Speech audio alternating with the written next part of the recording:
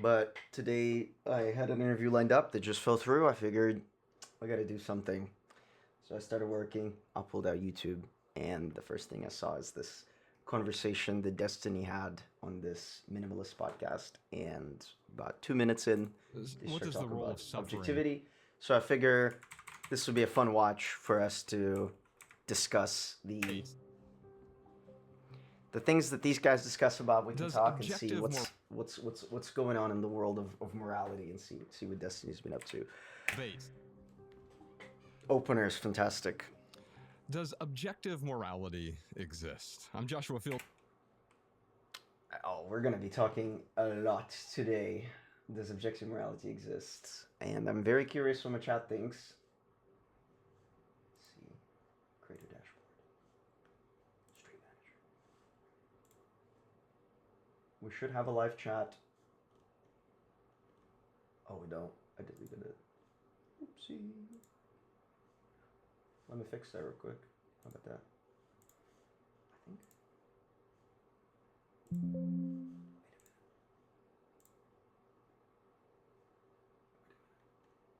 Wait a minute. There it is. Okay, we got the chat.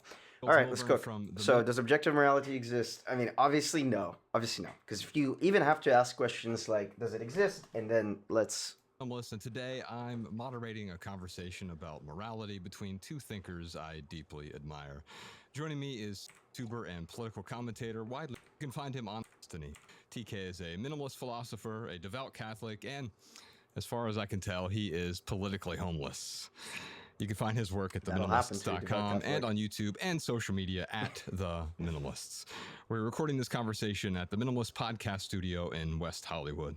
Sure. My role today is simple. I'm going to stay out of the way. Well, at least step out of the way for a moment here and let these two men have a thoughtful, challenging conversation.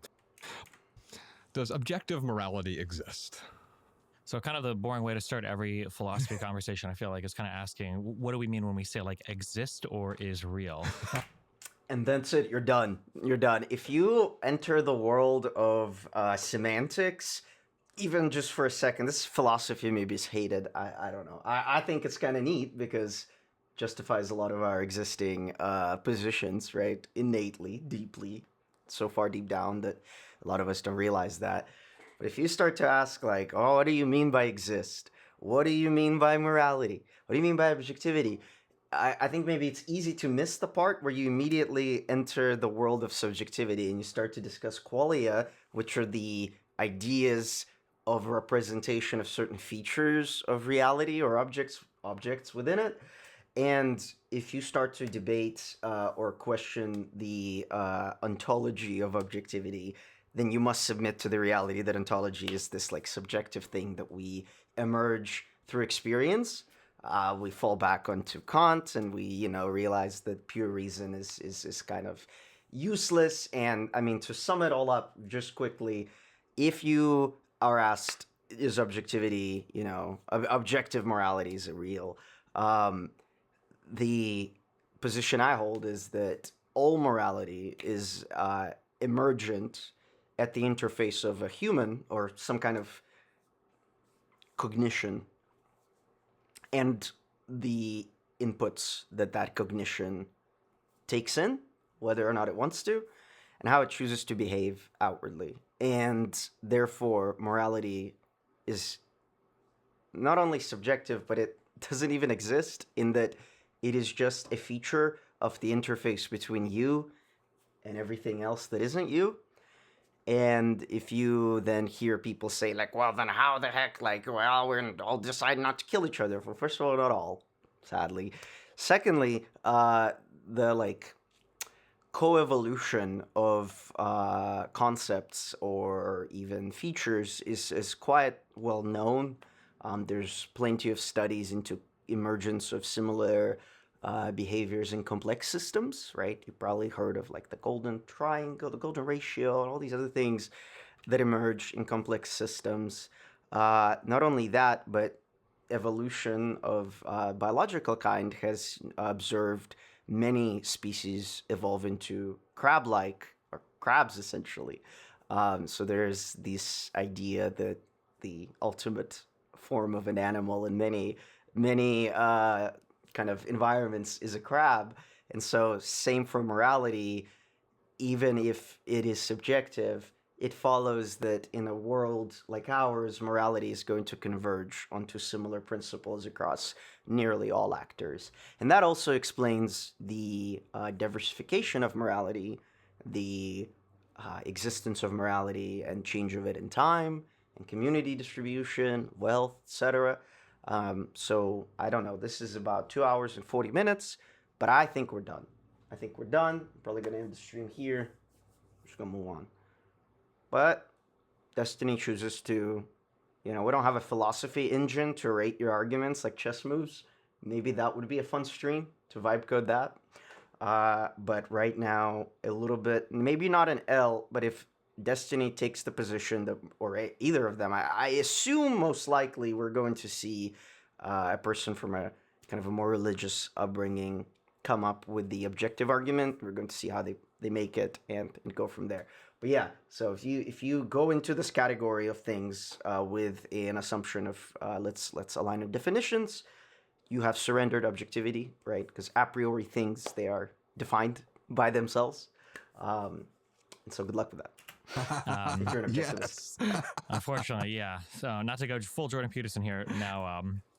And dude, Jordan Peterson completely ruined. This is such a big problem with like hijacking, right? We have so many dilettantes and kind of sophists, right? Who yap about things and they take on identities or ways of talking from other parts of society or academia. And one of those things that I think Jordan Peterson's become infamous for is this whole definitional like recursion that he's like, what are you being about? How do you define this? And it's all definitions. But fundamentally, like you do have to, if you're not an objectivist, you do have to do that because the priors of you, right, the things you believe in and the things someone else might believe in, even if they maybe converge on the same language and you can find alignment and agreement between you and another person, there's no guarantee that they actually hold the same priors as you do. So this is an important step in conversation, right? Is to align your priors before you start talking about some third topic. About the Trinity off camera, so I'm guessing we have some Catholic philosophy coming from over here. I was raised as a Catholic. I went to Jesuit high school and everything, so I've heard all the Trinity criticisms and the Mary worshiper insults and everything they throw at us. So I guess so when I try to think of morality, typically the way that I do morality, some people will say that this is a real form of morality. Some people say this is not a real form of morality in terms of like a real thing or kind of like an anti-real thing. The way that I look at it is, I view it as more of a question of like what are humans, and then morality is a thing that emerges predictably from. If Destiny tells me what humans are, we need to pack up. Philosophy's over. We figured it out. I'm excited. This might be the most important 2 hours and 40 minutes in human history since Plato. So this is going to be good. Human behavior. So let's assume that we had a subset of humans, 100 different civilizations, and let's say 99 of them had no morality. Let's say one of them had some type of morality. And when I say morality, what I mean is some set of behaviors that guides them towards some kind of cooperation. I think that 99 of those civilizations would fail because without cooperation, you have people eating each other, killing each other's children. Well, and also without cooperation, you don't have a society, right? You have an aggregation of individuals. We hold the definition of society as one where interoperability between agents within a society is a given.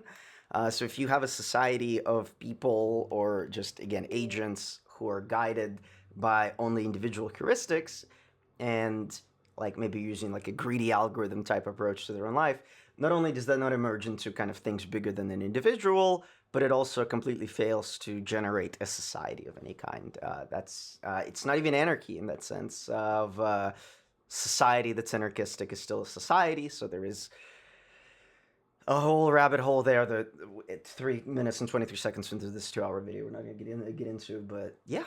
Stealing, murdering, whatever, it just doesn't work. It falls apart. Whereas for the people that are more cooperative, those civilizations survive and then they eventually thrive and they carry on. And I guess those people thousands of years into the future will be wondering, well, is our morality objective? Does it come from some written code in the universe? Is there some objectively true statements we can make about morality? But the reality is the only people that would have survived that far would have been the ones that would have had some kind of like guiding behavior characteristics regardless. So insofar as that goes, I think that morality is like an intuitive thing that kind of necessarily emerges from humans, because without these types of preferential behaviors, I didn't watch you this basically far, just turn into this society that I watched 2 minutes in, and when Destiny said we need to talk about definitions of objectivity, I was like, all right, I need to stream this. This is the philosophy we come here to talk about and love, that influences all of our behavior downstream of it. Oh, how much better is that? Oh my god. I have been doing myself dirty. That's a little warm. That's a little green. That's a little green. I think that's right on the money. You guys let me know.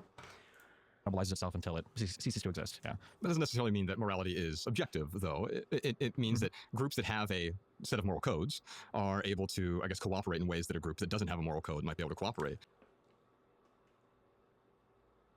No. That's cart and horse swapped. A society that emerges into a society develops a emergent set of principles by which that society finds itself being guided. And the individual agents then forego some of their free will capacity to engage in the society with its heuristics and moral codes. As they execute on those moral codes, they also influence them, right? Every time you operate on morality, you have a chance of modifying it through your actions. Basically. So I would say that, like, because humans... So to say basically here is, like, is dangerous. It's dangerous to say basically here. Basically not. Exactly the opposite. Have a very shared biology. Like 98% of humans are going to agree on like 98% of moral things, and then we're going to be arguing a lot about kind of edge cases. So things like abortion or gay marriage or whatever are going to be kind of like edge cases, but all of us are going to roughly agree that you shouldn't steal things, you shouldn't kill people, stuff like that. TK, the reason I wanted to have this conversation is last time we had Destiny on the Minimalist podcast, you two debated a bunch of really compelling topics, and there was a moment where we just touched on morality. And I asked you whether or not an objective morality exists, and the thing you said to me that has stuck with me for the last several years is you said, well, we over-moralize a lot of things. And I think we could talk about that, how our culture's become so self-righteous, we tend to moralize everything. But it seems to me... That's interesting, because I don't know that our culture has become moralist or it has become...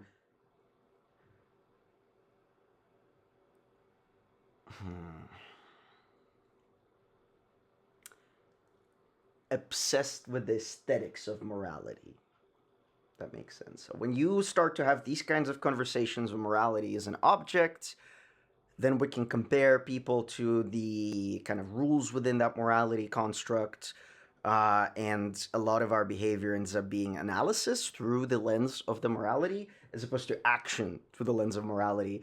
And analysis is one of those things you got to be really careful about, because it's not necessarily action in any capacity. It doesn't necessarily have value unless you use it to drive some kind of action.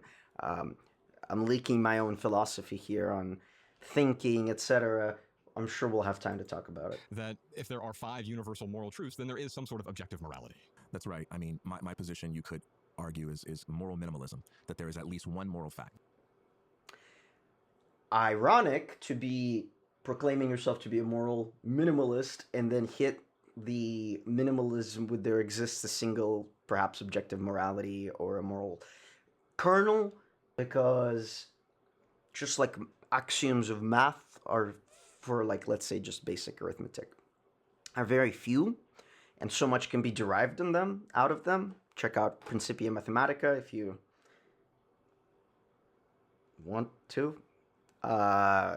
The concept of starting small is deceptive, because certain kernels of axiomatic positions allow you to derive the rest of philosophy from them, or a particular philosophy, and it may even appeal and appear stern and steady, but if the axiom is not defensible or arbitrary, which when it comes to philosophy, you're going to find a lot of that.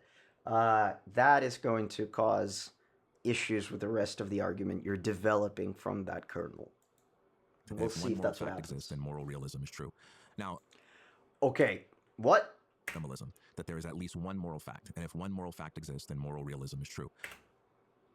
And then, so then 1,000 things could exist, 1 billion things could exist. And so you're not a minimalist, actually. You are a moral objectivist who has to themselves found an ability to kind of, through the, exception disqualifies the rule, appear to have derived objectivism from nothing. And again, like, no, you actually didn't do that. You set an axiom for yourself, and from that axiom you've been able to derive.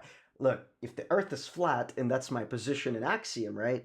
I can go off on all kinds of tangents, right? Then that means there has to be a wall. That means there has to be, I don't know, the what do they call it? The firmaments and all this other stuff. So if you claim to be a minimalist, but you have like one little position that then you derive the rest of your stuff from that ends up being really maximal, like, come on. Now, I'm So not that there is at least one moral fact, and if one moral fact exists, is then there moral though? realism is true.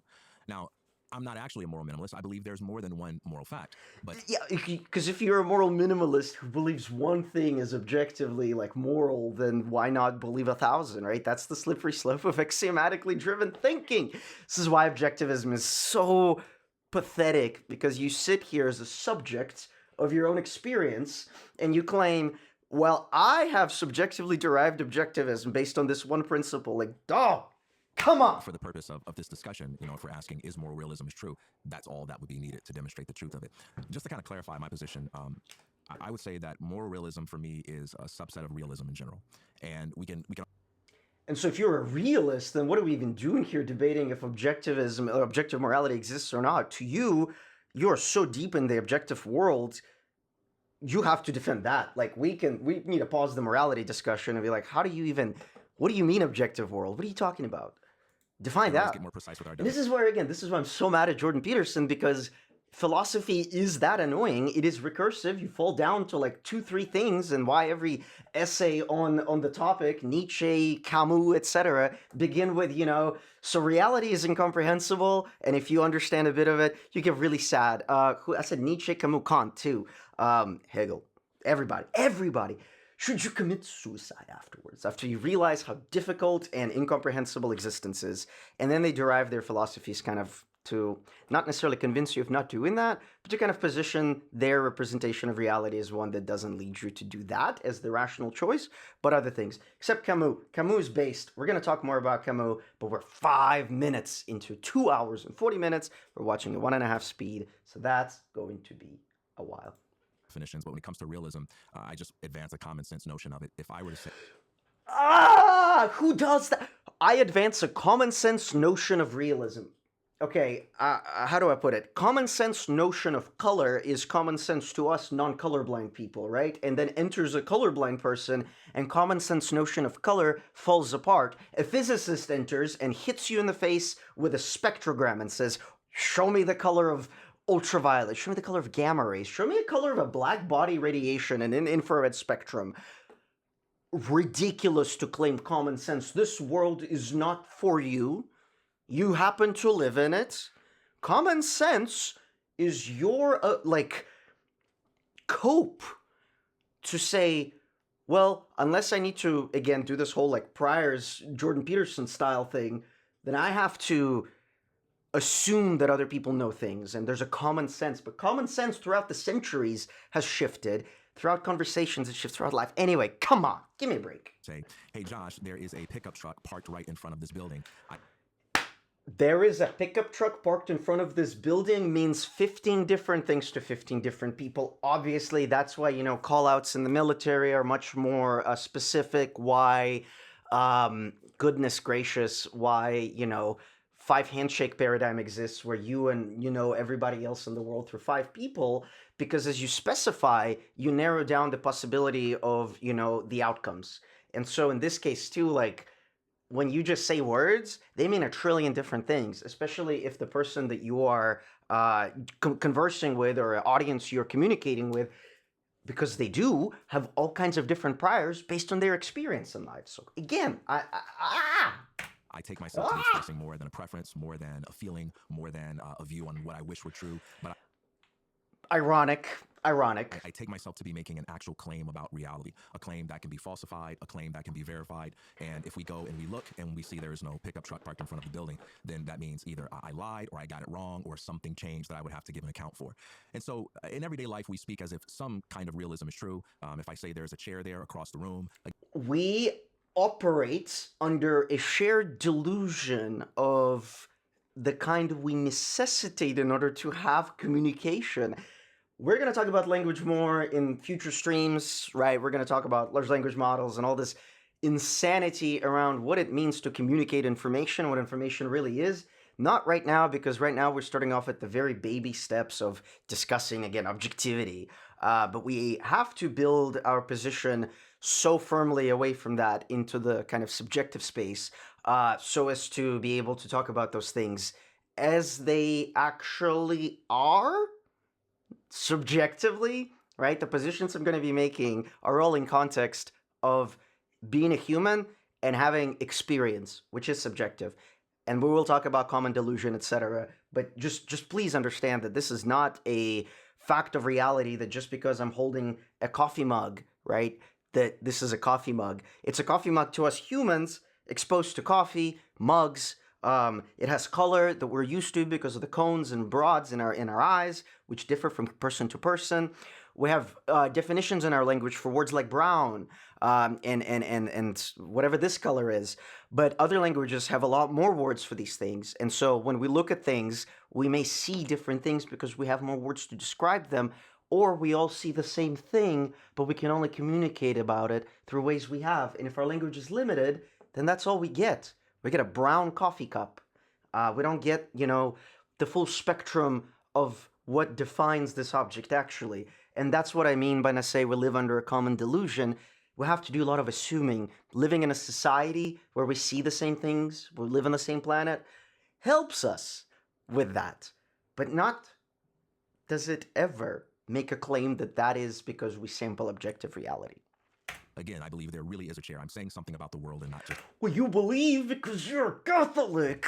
And so your entire position on the world is rooted through faith, which is comical, because if you can point to me which part of like Maxwell's equations or physics or mathematics points of faith, other than axioms, and we can get into those through group theory, we will later, then what are you even talking about? It's just sophistry. That's me.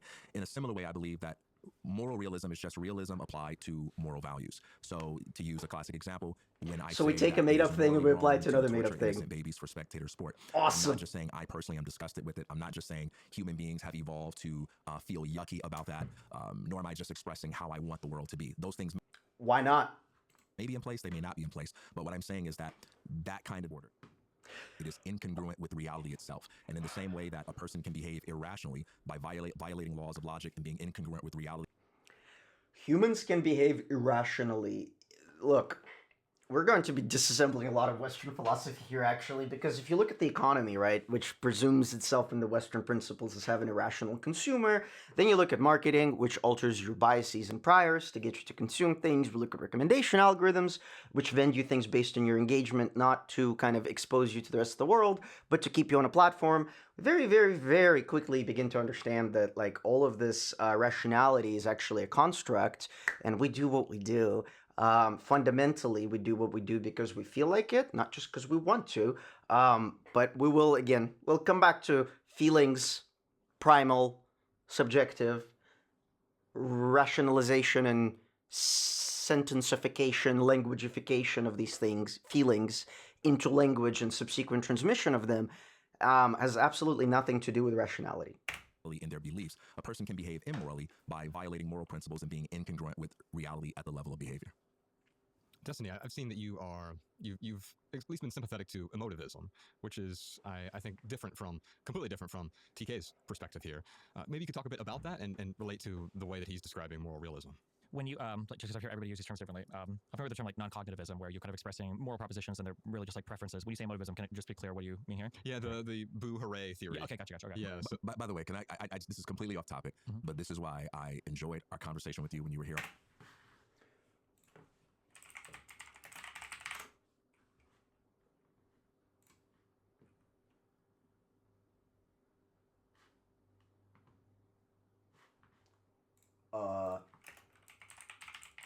What? Bohare's theory?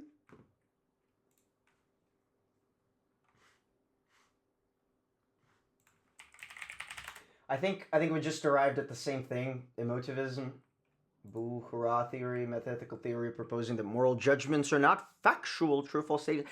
Okay, is this who's our philosopher here? Who is underpinning this? This is Hume. Okay, so we're in good company actually. Ethical view, ethical sentences do not express propositions but emotional attitudes. Yeah, there we go. There you go. This is exactly right. Emotivism. We've arrived. But people make fun of anyone who says, "What do you mean by that?" And I think Jordan Peterson is kind of the classic example. Yeah, they make fun of them because they don't understand that like the delusion of shared assumptions falls apart very quickly if you actually engage with it. So that's not on those people. Yeah, maybe it's funny because we live in the age of empty rhetoric and trying to get engagement and views from people. So sure, it's funny. You also can't really communicate without it. And if you think you do, go look outside and see how people have been communicating in politics in America of late and realize everyone is talking past each other because everyone's priors are so different that they're saying the same thing and two completely different meanings emerge from the sender of the thing and the recipient of the thing being communicated. But whenever I watch debates, I just get tired of them so quickly because people go on for hours without ever taking the time to just define what they mean, and people are so put off by the request. And I thought it was a normal response. Okay, +1, sir. Well done. Agreed. Thing to do. I think it's an essential thing to do. And so whenever I find myself in conversation with someone who isn't scandalized by that or who doesn't have any hesitancy to say, we stan our definition, Chads. Absolute definitionalism. You live and die by the sword. And if you don't know what the sword looks like, what do you mean by that? And that's okay. I'm like, what are you even this is doing? a good conversation. So I appreciate that, but I hate the way Jordan Peterson does it. But maybe we can do that. That'll be a good debate. Fair enough. So when we think about things, I think that there is a context to things that we say, and I think that there is. I think that when we say a thing is a thing, I think sometimes we're expressing different things, sometimes without realizing it. So like a lot of language, I would say ordinary human language has a lot of built-in or baked-in assumptions to it. Yeah, there we go. If I were to put my head in, and if I were to say, is anybody in here hungry? And maybe all of you guys say, yeah, and then I were to leave, I think everybody would be kind of confused if 20, 30 minutes later I'm eating in the other room alone. And you would come through and you would ask me a question. It's like, okay, well, I thought you were going to get a spoon. It's like, I never said that. And it's like, well, when you ask somebody, like, are they hungry? There's a whole bunch of big... And that's not even language related. That's social dynamics related, which is a meta layer over language that allows us to share in that common delusion of common sense. And stuff there in terms Done. of, would you like me to get you food? I can get you, right? There's just so many different things. I don't remember the name, but I've heard this expressed as like the 4 maxims of like conversation or whatever. Like, if I were to text you this morning and say, hey, I'm outside, and you go outside and I'm not there, and it's like, oh, I'm outside my house in Miami. I'm like, okay, well, you're not conveying like the appropriate level of information. When you said outside, I assume you meant right outside my building right now. Assuming the appropriate level of information is equally as difficult to do as it is to communicate. Now at this point in time, right? We don't say all these things. I think we talk about different types of facts. I think that there are words. So you end up recursing. If you want to have clear communication, you end up having this like near infinite chain of clarifications and definitions that you have to go through prior to establishing the communication. We'll talk about that. We use, so words like is. I have ideas on how we maybe can resolve that as a society a whole. So one thing that you brought up. AI will be mentioned. And I'll simplify the truck example to like there is a chair in the room. So when we say like there is a chair, like we're agreeing that there's some collection of matter that we've applied the principle of chair to it, and we say it's here, and we would say that's kind of a fact because it reduces to something hopefully in an objectively true reality that our sense of perceiving, etc. But here's a question I guess I would have: if I were to say, there is a chair in this room, is that the same type of statement as saying there is a bed underneath the stairs in the Dursleys' house in Harry Potter? That there's a bedroom underneath. I'm trying to think of a specific fact in Harry Potter. But if I would say like okay, I'm about to actually skip through a lot of this because we're literally going to be talking about is a cup, what makes a cup, and like I see there's a subtitle called "Is there a chair in the room?" I mean, if this is interesting to you, come on through, watch this. I'm not so interested in going over again. It's also because so much of this has been discussed up to in Plato. We don't have good answers. We can't. Gödel came through for formal systems, set up the incompleteness theorem. So we know that a lot of things in formal systems that strictly define themselves, there exist axioms that the system cannot prove, that it relies on. There are statements that cannot be coherently proven within formal systems. Logic happens to be a formal system. So it's okay. It's okay. We're done. We've been done with this for actually close to a century now after Gödel. And relax. It's over. You can't do this. There's proof in the pudding. When you have a formal system of reasoning, it is not self-validatable to a degree, to some minor degree. So we should all go home. Top viewers at Steam the Live. science fiction No, writer, none I for think it was a me. really cute short essay about flat Earth, basically. And the idea is when we conceive of flat Earth, we think it'd be a stupid idea, but technically flat Earth. I'm a little peeved that like the same arguments that I was making are being made by Destiny. I'm not peeved because I don't like Destiny or think these arguments are bad. I'm peeved because I don't know how we're going to get another 2 hours out of this. The debate is settled. It's over. And this is a debate where we are told that Destiny gets convinced to change his position mid-debate. So I'm very excited to see if we're going to go through the same transformation. Random ups and downs, right? Yeah. And the difference, because of the size of the planet between flat Earth and a spherical Earth is quite small. It's like a fraction of a degree, basically. And then the difference between, a lot of people think the Earth is round. It's not technically round. It's like an oblate spheroid. But the difference between roundness and oblate spheroid is another like fraction of a degree. So even if the first guess is wrong, directionally it's pushing the slippery slopes. The same as, whatever, I don't know who thought of the four humors or whatever for medicine, but like these are all directionally moving into a better understanding of what, today we have for medicine, and then hopefully that's moving in a better direction, et cetera. Agreed on all that. Yeah. I say all that to say that even if I look in the past and I say this is like a primitive notion that, that somebody might have had, but, we're making some kind of, you could say moral progress, you could say epistemic progress, whatever. I don't know if I feel like that same progress has ever occurred, when it comes to morality. Like if we look 2,000 years ago, you got religion, you have before that your 10 Commandments, everything else. I know there are other religions before Christianity. But I don't know if there's ever been a point where it's like, okay, well, here's a settled moral question. We've kind of solved this, or we've made a lot. Have you met philosophy? A lot of progress on these moral questions. Like we know that adultery. Well, you can't like make progress on these things because they're not things. They're emergent rationalizations of the behavior of humans at a given time, in a given conditions, with a given priors in society. We're not. See, like, this is the misconception. We're not necessarily, like, discovering search engines, right? We're rationalization engines. Things happen, we group, we categorize them, etc., etc., etc. Morality emerges as a construct. That's a human feature, y'all. That's not a thing that, like, we've stumbled into, formalized to drive our humanity forward. Backwards. It's backwards. Things happen, we seek to rationalize and justify them. Morality emerges from that. It's a secondary thing to experiencing things as a human. Tertiary, because you got to go through language and then emerge it into this formal architecture of logic.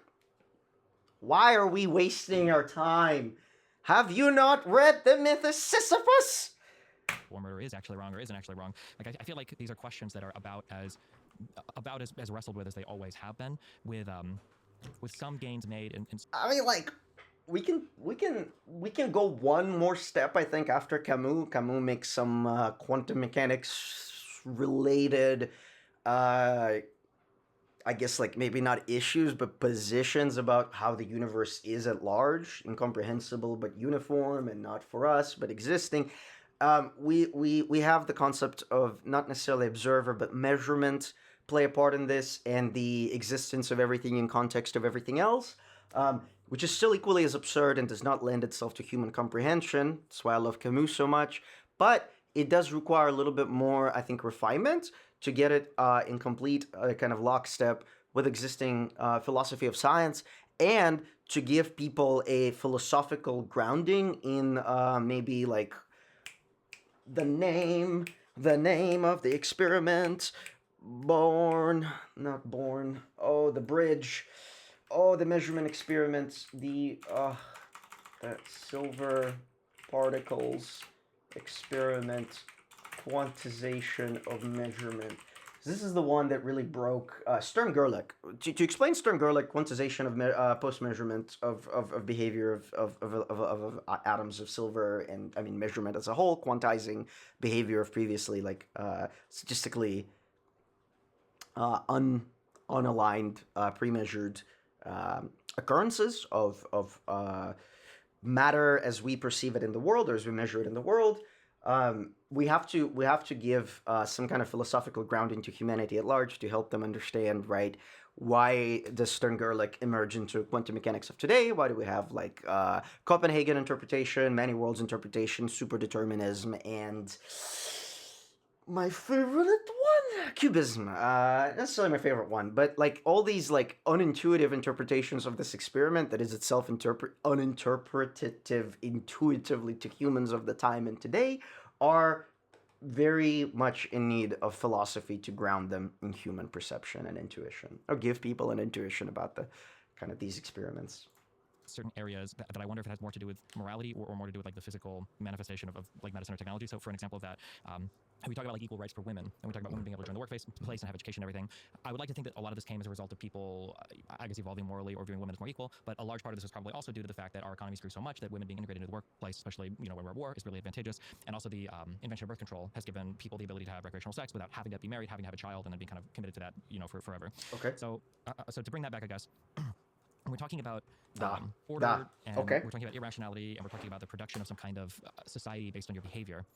I guess my question is this starts to feel a little bit more like the Harry Potter thing, where we say, if somebody were to ask, can Harry Potter defeat Snape? The answer would never be, well, neither of those characters are real, so there's no answer, right? You would answer within that world, and I feel like. Sorry, I'm working on a little thing. A little bit on more like the Harry Potter thing, where we say, if somebody were to ask, can Harry Potter defeat Snape? The answer would never be, well, neither of those characters are real, so there's no answer, right? You would answer within that world. Perfectly valid answer. Just probably gonna get not invited to parties after it. And I feel like much the same if we were to say, is recreational sex, is that like acceptable or is that immoral? We would say, well, that's going to be with respect to whatever outcome you're optimizing for. But I don't know if there's like an objectively correct outcome to optimize for. And then say you have two people that want to argue back and forth, well, which outcome should be optimized more? In one world, there might be more recreational sex. In the other world, there might be a few more, we'll say, children and stable families. But no world is like...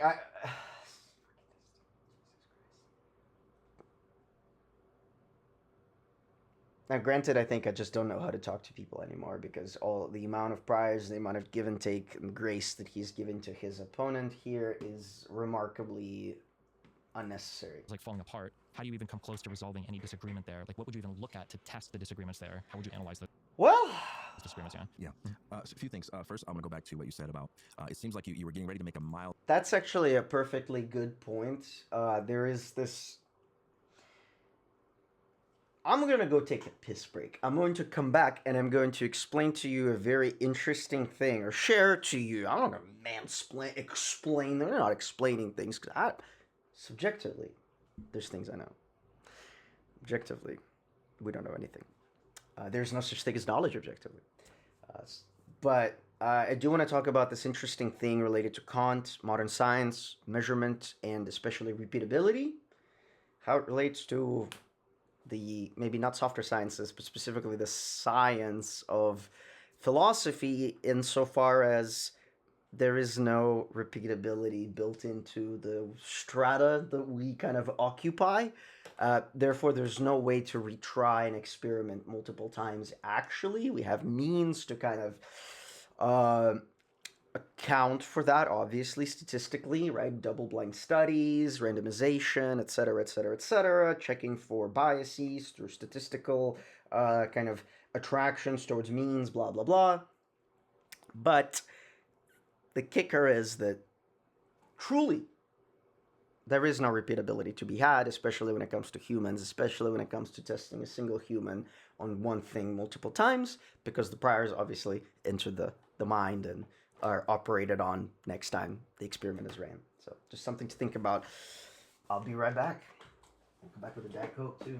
Here, meanwhile, if you guys want, listen to my home-baked text-to-speech model narrating a story I wrote.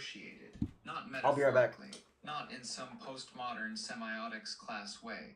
I mean that the actual phenomenal texture of the world, what things mean when they happen, what's funny, what's threatening, what constitutes a normal distance to stand from another person, is a consensus protocol, and when you leave one network and join another, it was determined that an attempt should add length. All differences were compromised. It was determined that an attempt should add length. It was determined that an attempt should everything is wrong. I think about that a lot now. The 6-inch shift, because what happened to me at 14 by accident just happened to 8 billion people on purpose, and most of them still don't know it. Ash, jash, dash. Kessler worked 17 floors below the bay in what used to be a BART maintenance tunnel, and was now the most expensive real estate in San Francisco, a Faraday cage. Not for the paranoia, for the physics, should add length. It was determined that an attempt should add length. That an attempt-sized cognitive layer that sat between every human and every piece of information they would ever encounter.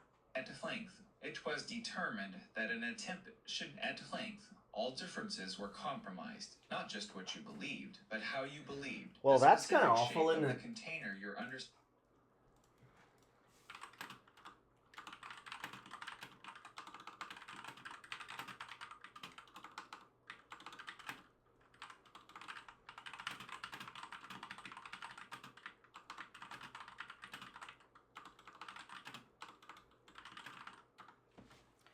I'm adding voice cloning to a kind of model that until now never had voice cloning, and as you probably heard, some things remain to be resolved. I have a better, I have a perfectly fine pipeline that does much worse kind of voice cloning, but I'm trying to really improve the fidelity, and therefore, you know, I won on the fidelity side of speech cloning or voice cloning, but I'm losing on the side of actually it being coherent. So we should definitely do a couple of videos and streams, and we will.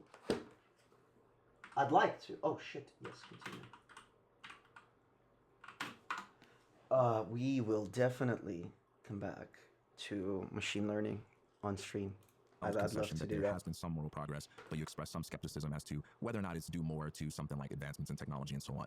I want to make sure that we don't dismiss the concession on grounds of that, because that plays a role in science as well. We can definitely 100% without... Oh, that reminds me what I was going to yap to you about. So the problem with morality, the problem with science is in humans is that for us to have, I guess I already explained it before I went, repeatability in anthropic studies is near impossible to really achieve. Especially, it is impossible to achieve kind of multifaceted, multi-perspective studies on an event as it has occurred, because the priors get modified immediately through conversation, through, you know, kind of normalization through society, through getting second, third, fourth opinions from other people or agents in kind of this space.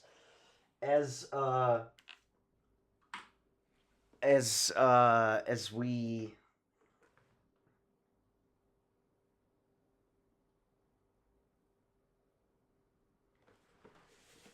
wait.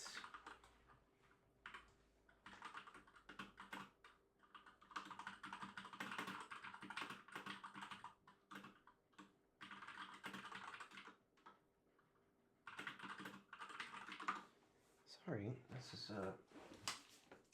editorialism by LLMs will not be appreciated. You have a job, do it. Your hands. Our ability to do science well today and make advancements in science today is not just because we're so much smarter than the people of the past, but because of advancements in technology, we're able to test things that most of humanity wasn't able to test. So scientific progress really does depend on and benefit from things like the invention of the telescope, the invention of the microscope, the invention of the internet, the personal computer, innovations in transportation. So all of these things are connected, but just because we have other elements to thank for our capacity to make progress doesn't mean that progress isn't made in the way that we do science. I would say in a similar way, we do see progress when it comes to morals. So for instance, we can say that people today think differently. Well, as a Catholic, of course, you see that because Catholicism has evolved morally over time to be more aligned with the rest of society as it lost power and ability to kind of have the dominion over the strata of reality that is morality for humans. And it has much more aligned itself with kind of the common thinking of the time, which is that I mean now. And even still, there's a lot of differences between an approach maybe a philosophically anchored person might take to life and a religiously driven kind of dogmatic person would take to even just same morality principle will be justified in very different ways by those two groups. And yeah, I mean, a lot of it's driven by technology. So, okay. About slavery than most people throughout human history. That people today think differently about slavery than most people throughout human history. That, and actually, let me just ask you that because I don't want to assume, or maybe we don't have to even waste time arguing about that. But do you believe that the world? But I don't know if that's true. Actually, hang on. Let me back up on that. Let me backtrack hella on that. Wait. I think so. I don't actually necessarily think that that's true. What I think is true is to say that we have.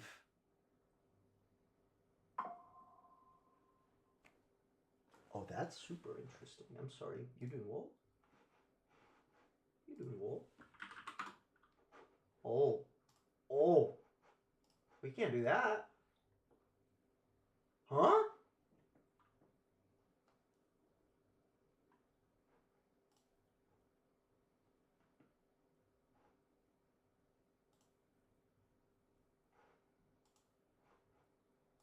What?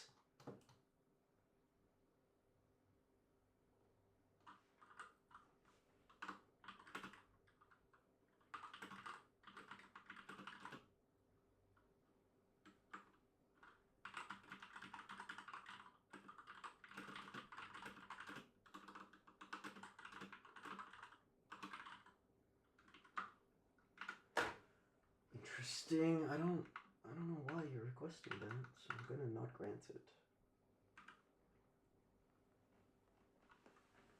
Uh huh. Okay. So what I was trying to say, abolitionism existed at the time slavery was common. There are writings from history of humans wondering about this topic. What I think is fairer to say is that the proliferation of the general understanding of the horrors of a society where humanity as a concept is unequally distributed across individuals in that society has been more mainstream now than ever before. But that these ideas never existed until now, that morality has shifted truly as opposed to kind of the adoption of given morality manifestations. That would be more valid to say about what actually has occurred. The world's view on slavery today is pretty much the same as it's been for most human history, and there has been no progress made on that. I feel like there have been ebbs and flows, but I'm not sure again if I would credit all of that to like the moral evolution of people more so than to the economic evolution of different societies. So and again, like even that maybe is questionable. Really, it's like automation and economic reductionism. In that sense, helps to see how driven by convenience through the rationalization portion of our um, engine that we think through, that we're able to justify many, many, many, many, many things, and how, of course, things will change in the future. We will not see distribution of wealth the same way as we do today. Of course not. We will also not see supply chain distribution into countries with lower quality of life or cost of living to create arbitrage where we can sell things for more, make things for cheaper in one country, sell them at a higher price than another. All of those things will be looked at through a much less charitable lens than we do today. But today we're able to rationalize them away as simply as a lot of folks in the era of yore were able to rationalize the existence of institutional slavery. For instance, I would say, in some ways, like slavery that existed in the United States was kind of uniquely, I'll say, out there, more evil, I guess. And the idea of like wholesale chattel slavery based on your race from birth to death, and then that would follow you through for your entire family was kind of a uniquely terrible conception of slavery, which would have been arguably worse than some of the forms of slavery that had been existed and had been practiced prior to that. So that would be like a dip. And then obviously we had a whole civil war. Obviously the rest of the planet has largely moved on from slavery-ish. Some people would argue that visa work trap schemes and everything, Dubai and everything. Right. So they go economic indentured servitude. If we weren't in the economic state we would be in today, would everybody have the same view of slavery, or would we regress back to that if people thought that it was more economically viable or didn't want to share as many, limited resources with different types of people? I mean, I'd ask the same thing about scientific progress as well. If we didn't have the wealth that we have, the technology that we have, the economic incentives that we have, the social structures that we have, I'm not so sure we'd be able to make this kind of progress. But more importantly, I think you're conflating the distinction between the reality of moral progress and the various explanations. Again, the reality of X. I don't know. What are you talking about? Now we have to. No wonder this thing's 2 hours and 40 minutes, because now we have to stop. Like, what do you mean by reality of progress? For why we have that progress. So, for instance, if we point to a guy who used to make no money and now he's a millionaire, one person can say he got there because he works really hard. Another person can say no, his father just gave him the money. Another person can say, well, he cheated a bunch of people and he's really duplicitous. That's why he had the money. But there's one thing we can't disagree on. The guy has made economic progress. Maybe his reasons are legit. Maybe his reasons are illegit. But we don't want to confuse the various elements that made progress more accessible, more possible, with the reality of progress itself. And so. We do not want to conflate the factors of progress to progress itself, even though progress, as he argued, is kind of cumulatively accelerated by the progress prior through technology, et cetera, et cetera, et cetera. But why not? And isn't that those two things the same thing exactly? Even when it comes to people's motives for seeking truth, people's motives for engaging in discussion and debate, we none do of a that lot really more of that in matters. today's culture. In terms of like we don't settle disagreements as much. It doesn't matter in a sense like it's not explainable, it's not arrivable at except through the mind of the individual. There's the whole Boltzmann brain or whatever, right? Like you sit there and you float through space. By violence, right? We settle disagreements by sitting down and discussing things. You can't. We do both, and violence through words is well known. Emotional abuse exists, etc. Like, okay, separate that from the economic incentives we have. Can I ask a question real quick on that? Because this word keeps coming up, and I think it underlines a lot of our potential disagreement or actual disagreement. Yeah. Whenever you say things like progress, we're assuming like there it goes, a directional thing. And I feel like progress is easy to talk about in some ways. When we talk about like economic progress, there he goes. Typically good, right? Makes more money, typically good. When we say like moral progress, how are we figuring out where's this delineation? Like, how do we know, like, well, this is the start and then this is the end, and how do we test that? What are we looking for? Yeah. So where's the blurred line between the means of progress and progress itself? It is not. Being a person of integrity is not just about how you feel. It's about what you actually do, right? And it is only about what you do. And some of it is only about those moments that we might deem to be. Everything else is actually also doing, right? The things you do in your head. There's a quote that I adore deeply, especially as a person who has a lot of I'm very reflective and I ponder too much, and it hurts my sleep schedule too often. I just want to say that if you think of thinking as doing in an imaginary space inside your head, that may help you equate doing and thinking in a productive way if you find yourself in the space that I occupy, I think, which is that thinking comes to me, I think it's probably a lot of people, but it comes to me easier than the justification of that thinking into doing. But if I just recognize that when I think I'm doing, just inside my head, and I can be doing in the real world, or what I specifically mean through the interface between myself and the reality that I observe. Whatever that reality is, I have no idea, but I do know what I observe. And I can interface with that through action. And integrity can exist in my mind, and I could be integritable to myself, but my actions and perception of other people could be quite different, and vice versa, right? You could be a person who is occupied with self-doubt and maybe intrusive thoughts, and your actions outwardly would be that of a person of integrity. And I would ask you, right, the viewer, to help me, separate those two and help me understand which one of these people is more has integrity over the other one. The most heroic moments, the most virtuous moments are where you don't feel like doing something that is valuable and you choose to do it anyway, right? And so we could say progress, moral progress would be when more people are incentivized to choose the right thing, to choose the more valuable thing, to choose the more healthy thing, even if there are parts of them that really don't feel like it. Even if there are parts... Well, to do that, you just have to satisfy people's basic needs. And there is a funny little thing around basic needs, which is the highway problem. I don't know if you ever heard of, like, you have traffic, you have 4 lanes, you add a 5th lane, and traffic kind of disappears for a little while. But what you've actually done is allowed throughput, more cars, to go through to the next choke point where the traffic is now more severe. You add 1 more lane there. But eventually you get to an exit, or you get to a point in your infrastructure where there is no way to add another lane, and you end up with a colossal traffic jam. And moral progress would be...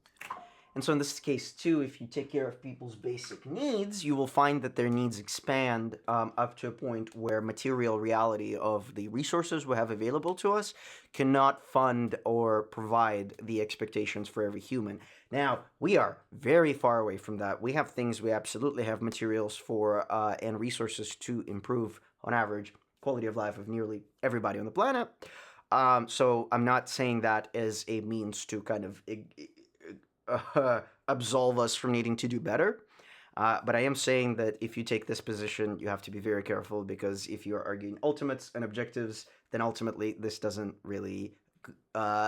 this kind of approach of finding some way to get people to do something more optimally is just not going to work. And that is because we're free agents.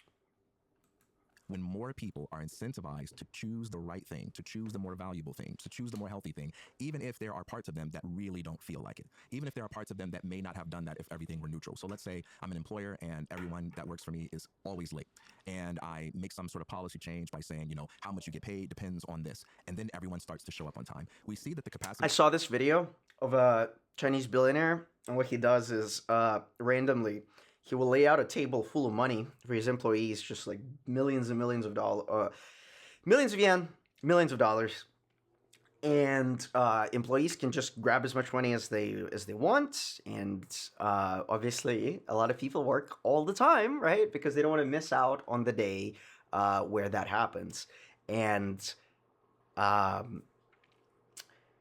so there's plenty of really wholesome ways to do this that don't incur a dictatorial penalty requiring you to force people to do something without no reward. I just want to be very clear about that. We can influence people through incentives and allow them choice. And that, you will find, does result in some people who do not take the bait, quote unquote.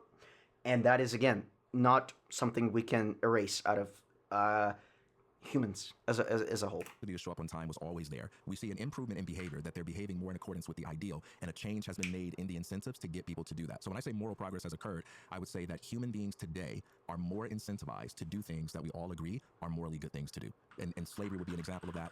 Not settling debates with violence would be an example of that. Do you think that falls into kind of like a circularity to where if I have a society full of people who all tell me that trucks do not exist, there is no truck outside, we can go outside and I can show you there is indeed a truck, or there's something here you have to call a truck. If there's a society and everybody says that murder is good or killing is good, and then I come in and I say, well, actually killing's not good.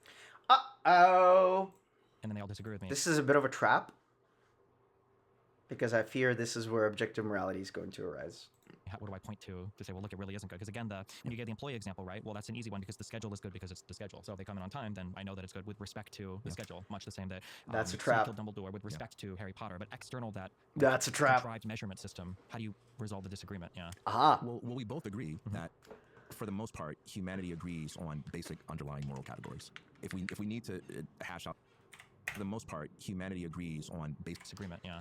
So we all agree, for the most part, humanity agrees on basic underlying moral categories. Humanity agrees on basic. So for the most part, basic categories. Underlying moral categories. Both agree that for the most part, humanity agrees on basic underlying moral categories. We do not agree on that. If we need to hash out differences there, just let me know. But I'm assuming that you please. That and okay, all right. I like this guy because he's very good. Look at this little side eye he's doing. He knows what he's doing. If we need to hash out differences there, just let me know. But I'm assuming that you agree that in some sense, murder is a society where we just murder people because we disagree with them is a worse society than one. We can't say worse, but I tell you, I think it's worse. Okay. That says nothing about objectivity. That just says about my taste and my emergent morality throughout my experience and priors in society that I, inhabit.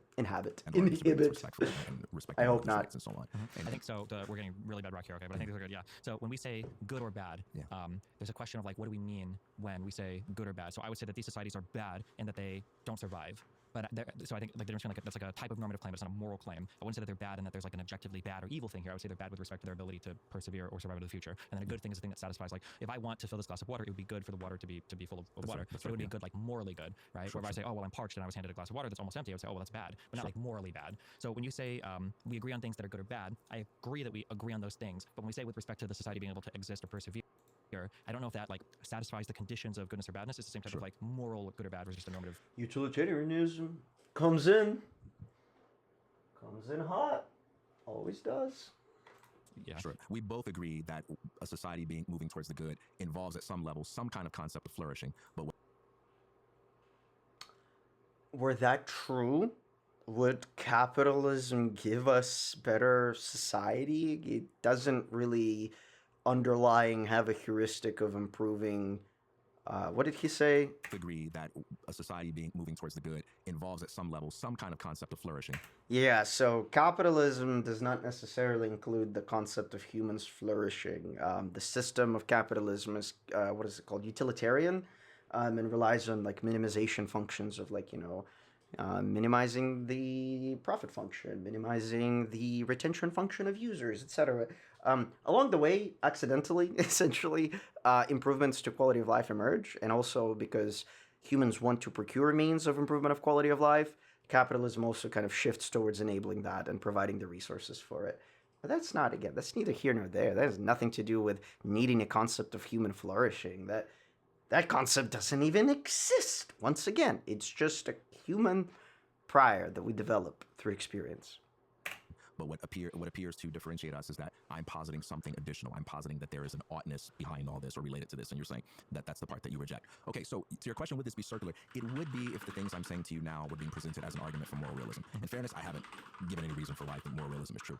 What we're talking about is the consistency that some explanatory accounts have or don't have with moral realism. And so when you say things like, we can measure... Wait. I haven't given any reason for why I think moral realism is true. What we're talking about is the consistency that some explanatory accounts have or don't have with moral realism. And so when you say things like, we can measure progress in terms of... So we moved on into moral realism fully, and now we're discussing the justifications for, I don't know, okay, all right. In terms of less violence. I'm saying that these are That's things how that you get we can sick measure, and that's consistent with moral realism. Now, I still got to prove moral realism, but these things are not refutations of moral realism. Or for instance, when we give evolutionary... Well, yeah, they're perpendicular to it. Like, you can't prove moral realism through these things. You're taking, again, emergent apples, and you're like, here's an orange of objective moralism. Smack! That's what's going to happen later. That's how we prove moral realism. Have an aversion to things like assault. Evolution... So we have the aversion to things like assault, but the assaulter, what about him? Them. And presupposes an ontology, but it doesn't prove one, right? Evolution presupposes ontology. No. You are presupposing ontology. The position as a whole is just that. No more, no less, right? So you gotta be careful with these people. Careful with these like Catholic folks, religious folks who are moral realists, and also if they are, gauge their perception on moral relativism immediately to kind of understand what it is that you're getting into and kind of conversation you're getting into. I think this would have gotten a lot more hostile very quickly should moral relativism been mentioned in the first 5 minutes by Destiny, but he kind of softly walked around, definitions of it, etc., and that's that. And it attempts to explain how those things function or how those things emerge, but they don't say anything either way about what kind of substance things have or whether or not things exist. So I'll give an example. Let's say we were to observe a family in two different situations. Situation one, you have a family that's having a party and they're outside at a pool, and you see the kids, putting their hands in the water. You see the adults dipping their toes in the water. You see people diving in and swimming around. Scenario two, that same family is now around a campfire. They cozy up in the warmth of the fire, but you notice that there's an aversion to touching the fire in a way that wasn't present with them touching the water. And we can ask, well, why is that? Why do they have an aversion to fire that doesn't seem to be present to water? Now around a campfire. They cozy up in the warmth. You see people diving in and swimming around. Kids, putting their hands in the water. You see the adults dipping their toes in the water. You see people diving in and swimming around. Scenario two, that same family is now around a campfire. They cozy up in the warmth of the fire, but you notice that there's an aversion to touching the... You notice there's an aversion to touching the fire because adults have touched the fire, have been told what happens when you touch the fire, and some of them are able to take that prior honest truth, and other ones went and touched the fire, as one of the kids at the fire will do. I'll tell you that because I don't anymore. Palms regenerate fast, right? But when I was like a little kid, I definitely touched a white hot piece of metal that was in a fire, thinking like, it's white, fires are orange. I can't be hot. It was very hot. I don't touch things out of fires anymore. But again, very peculiar, very weak argument that this perception emerges. I would say that additionally to that, there is the nature of our body. The nature of our body includes sensors, right? So we have neurons that sense heat, high energy, cold, low energy.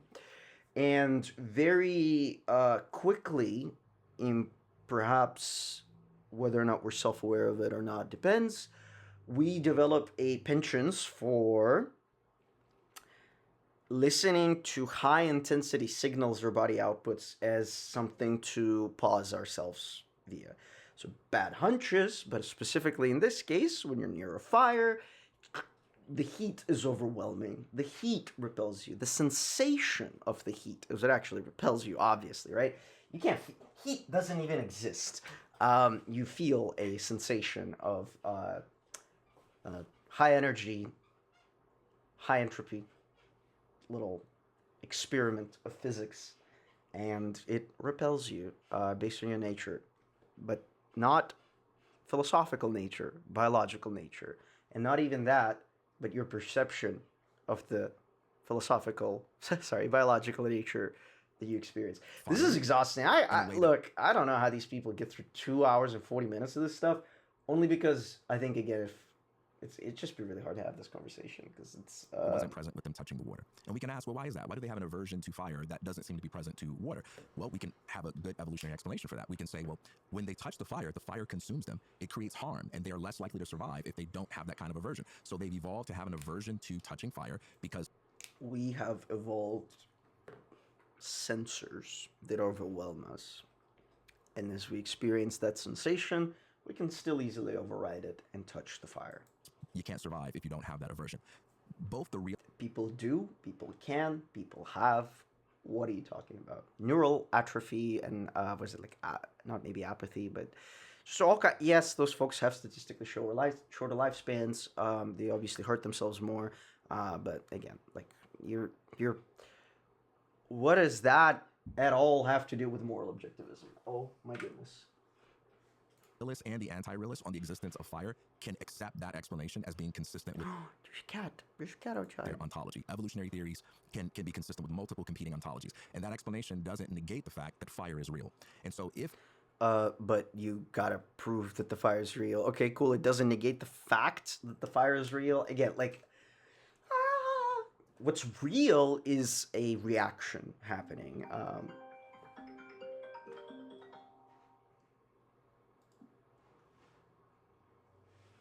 some of these explanations are true, it wouldn't negate moral realism. It's not irreconcilable with moral realism. It's consistent. So everything that I'm saying right now is to sort of defend moral realism against the charge that the facts you're raising is an inconsistency or refutation. Gotcha. But in fairness, I have not proven moral realism. I guess to clarify what I'm saying, I would agree with you. Nothing I'm saying is necessarily going to disprove realism. I guess my argument would just be that everything that I'm saying is necessary and sufficient to make all the statements I would need to about what we call maybe human morality. And I would argue that a realist explanation is just adding an unnecessary layer on top that doesn't need to for everything that could be explained about it.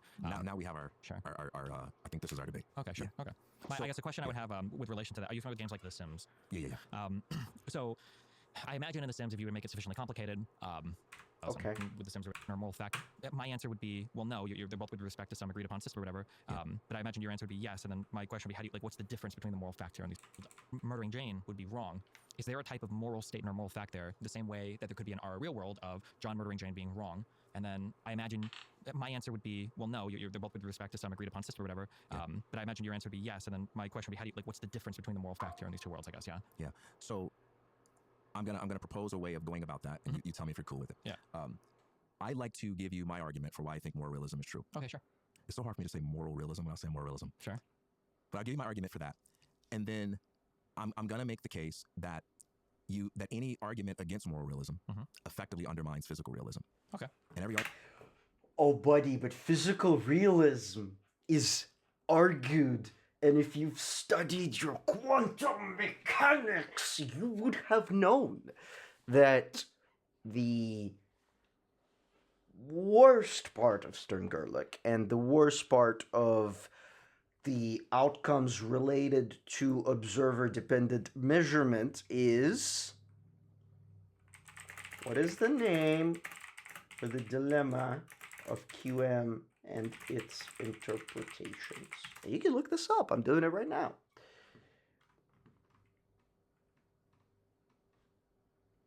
I'm trying to remember the man, the woman, the person, the legend. Was it Bohr? Or Einstein? I can't remember. Well, maybe, I guess, okay, maybe I'm not remembering because it doesn't exist. Between Einstein, Bohr, Heisenberg, you had a lot of questions asked, what does quantization mean if you couple a system to measurement and that produces a certain kind of outcome that absolute measurement, it doesn't exist. What does this say about reality? And when it comes to Gödel's incompleteness theorem, and when it comes to what is the technical paper that outlined the issue with having to forgo locality, what is it called? Time flow. What is that called? Like, I'm just gonna say sequentialism or randomness.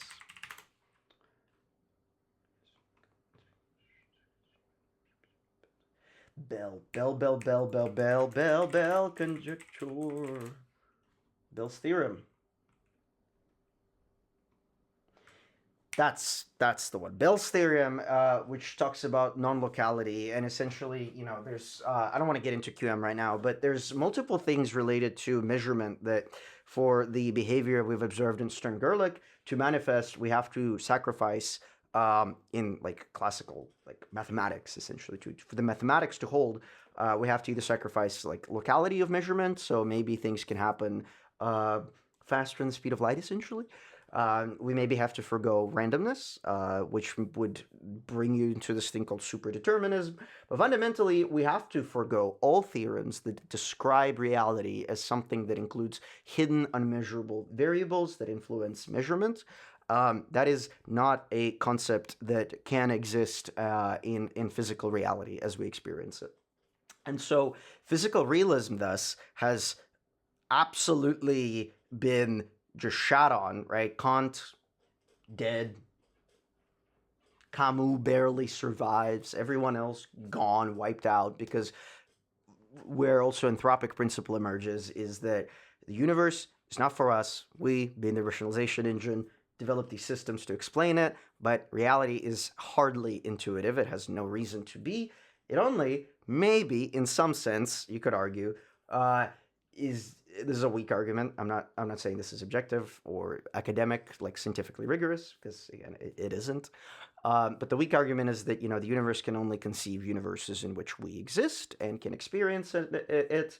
The stronger one is that, again, just simply that the universe exists and we exist does not mean that we can understand the universe, but that everything we do to understand the universe, of course, we understand because we have to understand it in order to kind of experience it, create it, etc.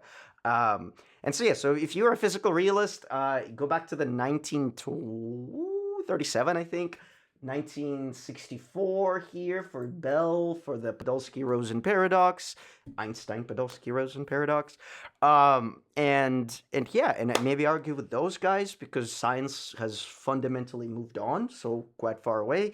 And even the Copenhagen interpretation of quantum mechanics phenomena is quite non-intuitive and I think really kind of takes a dump on classical physical realism that this person here adheres themselves to. So yeah, again, now we're at 39 minutes out of 2 hours and 40 minutes, and I think we can call it a day here. We're done. Argument that you give for physical realism also substantial. This argument doesn't even exist. This is my point. Like, it's not even scientifically capable of existing. It's moral realism. Gotcha. And after I give my reasons for why I believe moral realism is true, I think it'll be easier for me to sort of respond to objections, answer questions, and maybe even be able to apply some pressure back. Okay. All right. So.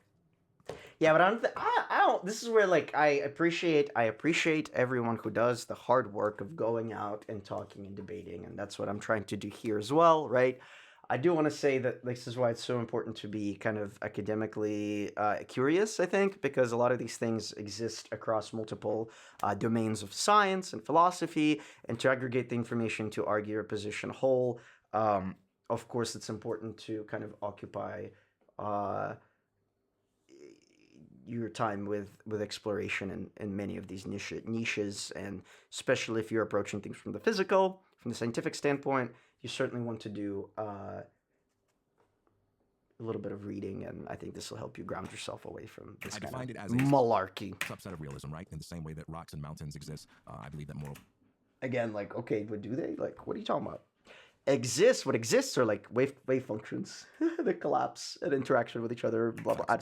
Going back to the appearance versus reality. We don't need to do this. This fella is already cooked. I think we both He's agree already it's a fair been question cooked. to ask. Why should you believe that when you seem to see a tree, that it's more than a mere seeming, that this is not just part of the contents of your consciousness, but it's real, it's out there in some sense? I think we justify this by an epistemic principle. I'm inference to best explanation. So we identify certain features of the experience, and we posit realism as the best explanation for those features. So there are lots of features we can assign to the so-called physical world, but I'll just kind of give two to keep it simple. First is universality of appearance. There's shared experience. Oh, like so functionalism, when etc. I see a chair over there, Okay. I can say, Josh, look over there. What do you see? And when he says chair, I go, Destiny, look over there. What do you see? Chair. I can go, oh, okay, it's not just me. That lends some credence to the idea Creslo. that this experience I'm what is having of that? seeing a chair is being Chair in caused by Russian? something other than me, right? So something that is neurally functionally identical to you, that operates on the same formalization principles as you do, with the same rationalization engine built in, using the same communication protocol. Yeah, of course. Like two machine, we're not machines. I'm not Descartes here, right? I don't want to do that whole insanity. But like two machines can communicate with each other and have the same message interpreted in different ways. Blah, blah. Like this very weak, very, very weak there's argument. the universality of experience, that I share this with other people. The second is the involuntary nature of it. When it comes to these physical perceptions I have, there's something about them that impose on me. Yeah, look into like convolutional neural networks. They also have that, right? They look at a thing and like probabilistically output the like, or fucking LLMs too. Like, look at them. They output probabilistically likeliest next token, and of course it's novel, and of course it has utility. But like, okay, like that's just a function of certain algorithms, which we happen to have one in our head. Like cool. That there's a kind of constraint I experience. So for instance, I can close my eyes and I can imagine a blue colored car. I can manipulate it and change the color to red. I can make it go 80 miles an hour in my mind, and I can bring it to a complete stop. I can have music playing in that scene. I can drain that scene of color. I seem to be like a god in that realm where I can manipulate. Going back to thinking he's doing in an imaginary space, that's exactly right. Control. But then, and so that would be a good candidate for saying, well, that's just my subjective experiences. But when it comes to other kinds of perceptions I have, it seems that even when I don't want them to be there, I can't make them go away. Well, you might have OCD, buddy. Even when I want them to be there, I can't muster them up. And even when I have no concept of them or expect them, I seem to interact with them or run into them. I don't have to have a concept of a wall or have ever seen a wall in my life. And all of a sudden, I will have the phenomenological experience. What? Yes, of course you have to see a wall in your life to visualize a wall. That I don't want to like. There's some kind of to me, in my opinion, is that a lot of anthropological experiments have extremely strong moral objections to them. However, they have happened and they exist, and right. So we have like observations of people with locked-in syndrome. Observation of I guess what I mean by that too, to qualify, is like the assumption that there's a standard way to experience life and everything else is divergent is flawed fundamentally. A statistical kind of illusion that we ascribe a lot more value to than it actually has. But my point is basically that Plato's cave. Yeah, Plato's cave is my point. Like, what are you talking about? People with locked-in syndrome do not have the same inference capacity or envision the same things as you do. People who have not been able to see do not experience representations of things that we people who do see experience, right? So anyway, just bizarre argument. Of hitting a wall. I can have the phenomenological experience of touching water or touching fire, even though I didn't have these concepts in my mind. And so the involuntary nature of the experience is another element that lends credence to the idea that this is imposing on me from the outside. So I just... If it is imposing on you from the outside, the physical phenomena, what are they imposing? What is the outside and what is the inside? Where do you end? Where does the inside and outside begin? Is it your body? Is it your mind? Is it your immediate environment? And is involuntary, does a thing happening absent our will somehow justify its reality? What?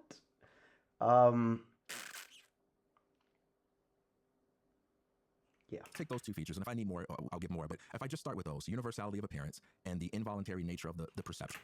First one, weak argument, doesn't exist, especially, again, like in measurement, reference frames, relativism, right? Like, not, I'm talking about like moral relativism, I'm talking about physical relativism, right? Like as you get closer to the speed of light, time dilates, right? Frame of reference is kind of crucially important, and context is defining of the outcome.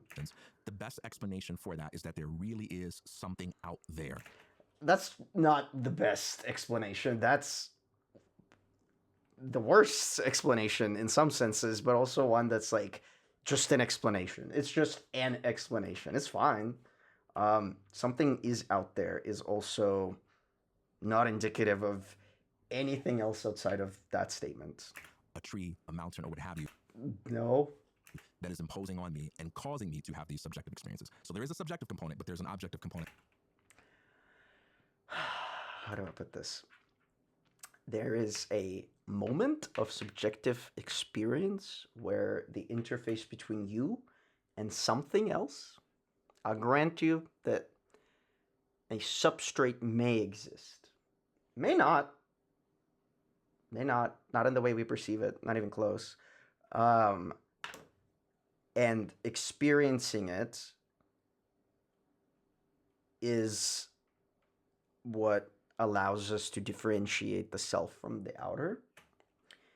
I wouldn't go as far as to say that that means that experiences are objective and of objective things. And simply put, why is to say that were that the case, then consensus would be the thing we achieve, more often than we achieve divergence. But reality shows this, that the divergence in thought, behavior, and experience is a huge feature of existence of humans, and so therefore we must share remarkably little actually in the internal phenomena of how we experience things. That's causing it. One quick point of clarification. To say that there is something out there that's causing me to experience this isn't to make a claim to knowledge about having a complete theory about what it is that's out there. Because there are entity realists who would say, so good. It's a tree as I see it, causing me to see it as such. Very there smart. Are structural realists who would say, very these eloquent. Are just geometrical extensions in space. The pattern is something that I impose. Well but said. It's atoms and molecules imposing on me. Either way, both of them are realism. Even if you take like a Berkeleyan idea of these are ideas in the mind of God, that's still a kind of real. But like, what if you take the these are measured representations of a completely unintuitive set of physical phenomena incomprehensible to us occurring, or comprehensible to us in a non-intuitive manner occurring, and we know they are implicitly coupled to the act of you measuring them through, seeing them, right? Measurement happens, photons and atoms imposing themselves on you is them hitting your retina, exciting the retina, etc. So like a lot of things that may happen or may not happen sublimate down into the perception we have. But it's a disagreement about the substance of what's real. He says it's not physical, it's ideas in the mind of God. It just could be anything. It's like an infinity, right? So you can't argue with that. It could be anything until we start to define it and pare it down, which I'm assuming he'll do. But wow, okay, so that's my soft. I didn't need to caveat that at all. He took care of that all on his own, which is remarkable, honestly.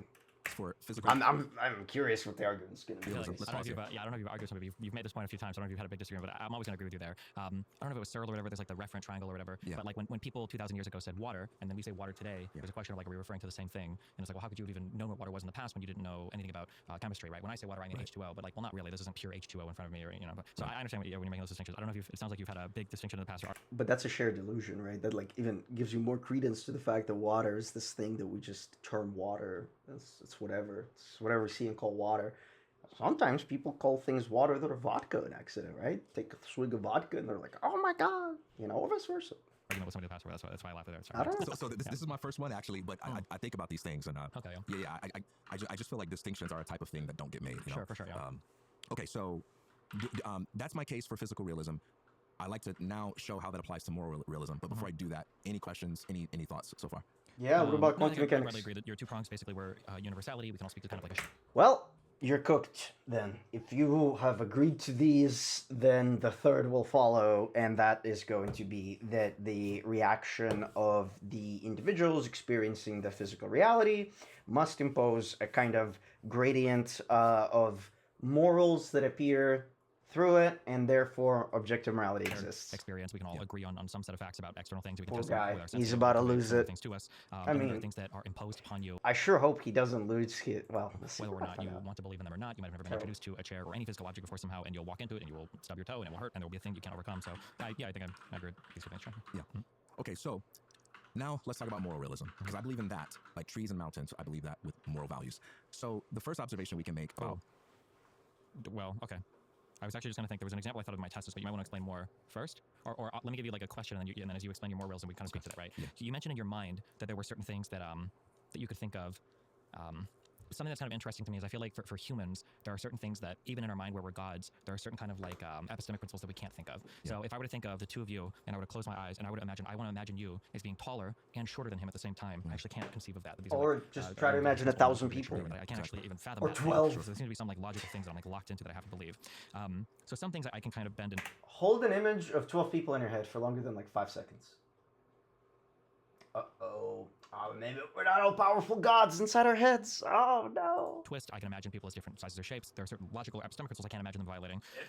When it comes to morality, I would argue there are a lot of things that I can imagine breaking in ways that are totally fine. So, for instance, I would say in every single movie ever, in the real world, killing a person is a really big deal. It is for any life. Challoner and Grenville were not with him. They had obtained leave. The collapse of the shared frame. The first thing you learn when you immigrate is that reality is negotiated, not metaphorically, not in some postmodern semiotics class way. I mean that the actual phenomenal turn texture anything into of an the audiobook, world, dude, or what audio things file. mean, Audio file. Audio file. What's funny, what's threatening, what constitutes On a your own normal computer. distance to stand from another person is With a voice cloning. consensus protocol. All kinds of stuff. And when you leave one network and join another, you feel the protocol switch like a dropped frame. You're 14, you're in a new country, and the walls of meaning just shifted 6 inches to the left. Nothing is dangerous. Everything is wrong. I think about that a lot now. The 6-inch shift. Because what happened to me at 14 by accident just happened to 8 billion people on purpose, and most of them still don't know it. Kessler worked 17 floors below the bay. That's the chapter separator. BART maintenance tunnel, and was now the most expensive real estate in San Francisco. A Faraday cage. Not for the paranoia, for the physics. She'd spent 3 years at Delphi building the thing that broke the world. The mirror architecture, the personalized cognitive layer that sat between every human and every piece of information they would ever encounter. An AI so intimate it could model your epistemology in real time. Not just what you believed, but how you believed. The specific shape of the container your understanding poured into. And that's not, ladies and gentlemen, and everyone else, is going to be how we solve this problem of communication. But again, completely another time. We're not ready to talk about that yet, and probably a lot of people get kind of freaked out. So, subset of experiences for I don't know if explain here why killing is really bad. If you watch, like John Wick or any of these movies that I enjoy, they're really fun. There's a lot of killing, and it really doesn't matter. It's like not a big deal at all. It's just like, oh, 1 million people died. Who cares? If you watch any of the Avengers movies, there's billions of dollars of citywide damage being caused, and nobody cares. It's whatever. Well, I'm such a moralist that I feel sad when that happens. No one cares. And that to me feels like I care.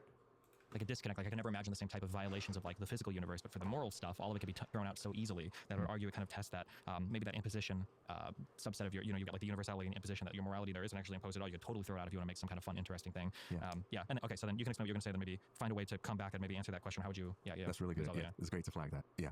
Okay, so a couple of points of clarification about that though. When it comes to these thought experiments, the part that I believe is purely subjective that I'm making up is the part where I'm able to just create and destroy at whim, right? But I do experience constraints, and I take those constraints as evidence of a reality that imposes on me. And so I'm a realist when it comes to laws of logic, epistemic principles, in a way that I'm not when it comes to my ability to imagine a blue-colored giraffe, right? One of them I'm making up, and it's a constraint that I can blow right through at any time, and the other imposes on me, and there's more to deal with than just me. There's a reality that contends with me.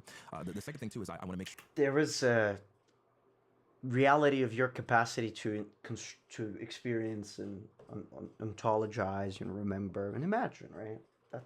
That's the reality that you're describing, and that is an inherently subjective reality. We don't treat all constraints as merely in the form of that which is inconceivable, because when it comes to physical structures, I can imagine myself walking through walls, and when I close my eyes and see myself doing that, that's the part that's subjective. The experience of TK walking through a wall in his mind, that's something that he created. That's not a reality imposing on me. That's me blowing through constraints in this realm where I have almost godlike powers. But in the physical world, no matter how much I can imagine, not so much in the physical world, but there are certain phenomenological experiences where no matter how hard I try, they say no. Oh, just real quick too, I just thought of something. He mentions like imagining a person taller and shorter at the same time is an impossible thing to imagine. But if you are locked into quantum mechanics, you're just like Schrodinger human. You don't have to like imagine, because our measurement happens post that like probabilistic state. But you could imagine like a human that is a statistical function, right? So this abstract blob, and when you look at them, suddenly they're shorter than the person that you're trying to compare them to. You stop measuring, and you have a prior in your head, and they're shorter, and you look back, and now they're taller. And there's actually only two states. They can never be the same height. Taller, shorter, taller, shorter, taller, taller, taller, shorter, shorter, taller, taller, shorter, shorter. You just keep looking, it keeps changing. Okay, well, you just reinvented the Schrodinger's cat kind of thought experiment, but you also shown yourself to be able to imagine things that are actually physically phenomenable and measured, or pre-measured, I suppose. That's something worth discussing. Actually, is measurement and pre-measurement assumptions, but I don't think this conversation is going to kind of fall into that kind of scientifically aware category of philosophical discussion. This is dangerously close to sophistry. Now it is, because we're falling away from what we already know and learned over the last century, and falling back on like the oldies. And the oldies are fine, but like we've certainly done more work since then and know a little bit more about how little sense this existence makes to a subjective inhabitant of it. No, you can't go any further. Stop. Right? And I don't have any power over them, even but yeah, get cooked if I don't like it. So constraints don't have to be inconceivable. It can be conceivable that I can surpass the constraint, but there is a real thing that I'm unable to do because of them. So just those points of clarification. All right, so now applying the soft case for realism to moral realism, we see those same two features, universality of appearance. In most discussions on morals, people focus on the disagreements. The disagreements are easy because the disagreements are inflated. The reason disagreements are inflated is because when it comes to physical reality, I'm limited in how many things I can create, right? But when it comes to moral reality, what are you limited by? I can treat any claim as if it's a moral judgment. And so it's easy for me to print money in the realm of moral judgments. So I can say, what kind of water are you drinking? Is that Fiji water? Man, you're a bad person. And now I've just created a moral claim. And so there's an excess of moral claims. And I think one point we both could agree on is that there are many things that are treated like a moral issue that are probably not moral issues. I like strawberry ice cream. You like chocolate ice cream. Josh doesn't like ice cream at all. Who's right? None of us are. I don't think that's like obviously a straw man, right? But like no one argues about ice cream as morality. I guess the argument that's being made is like if you consume Nestle, you're a bad person. But then we fall back to the whole thing I said earlier, which is rationalization and morality is a construct of our existence and the justification of convenience, blah blah blah.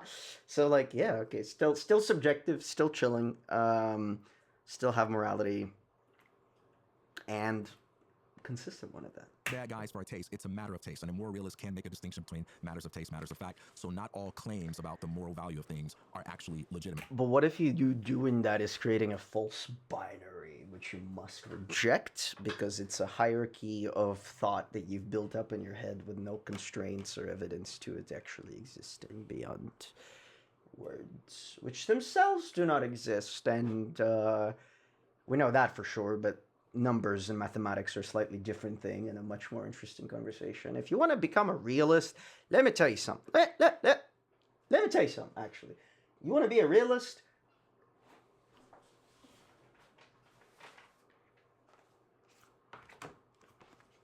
Read this.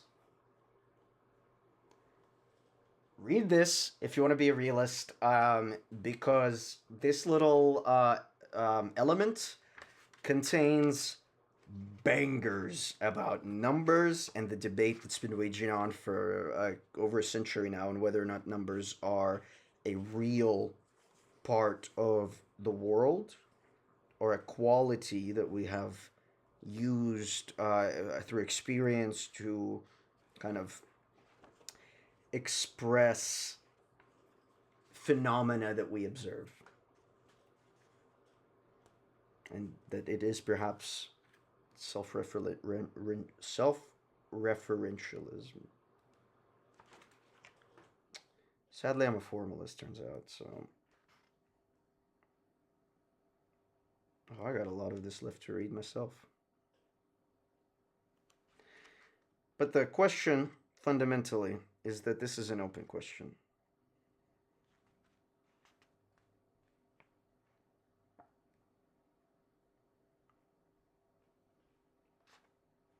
So if you want to argue about this stuff, here's a fun bit. What if I told you there is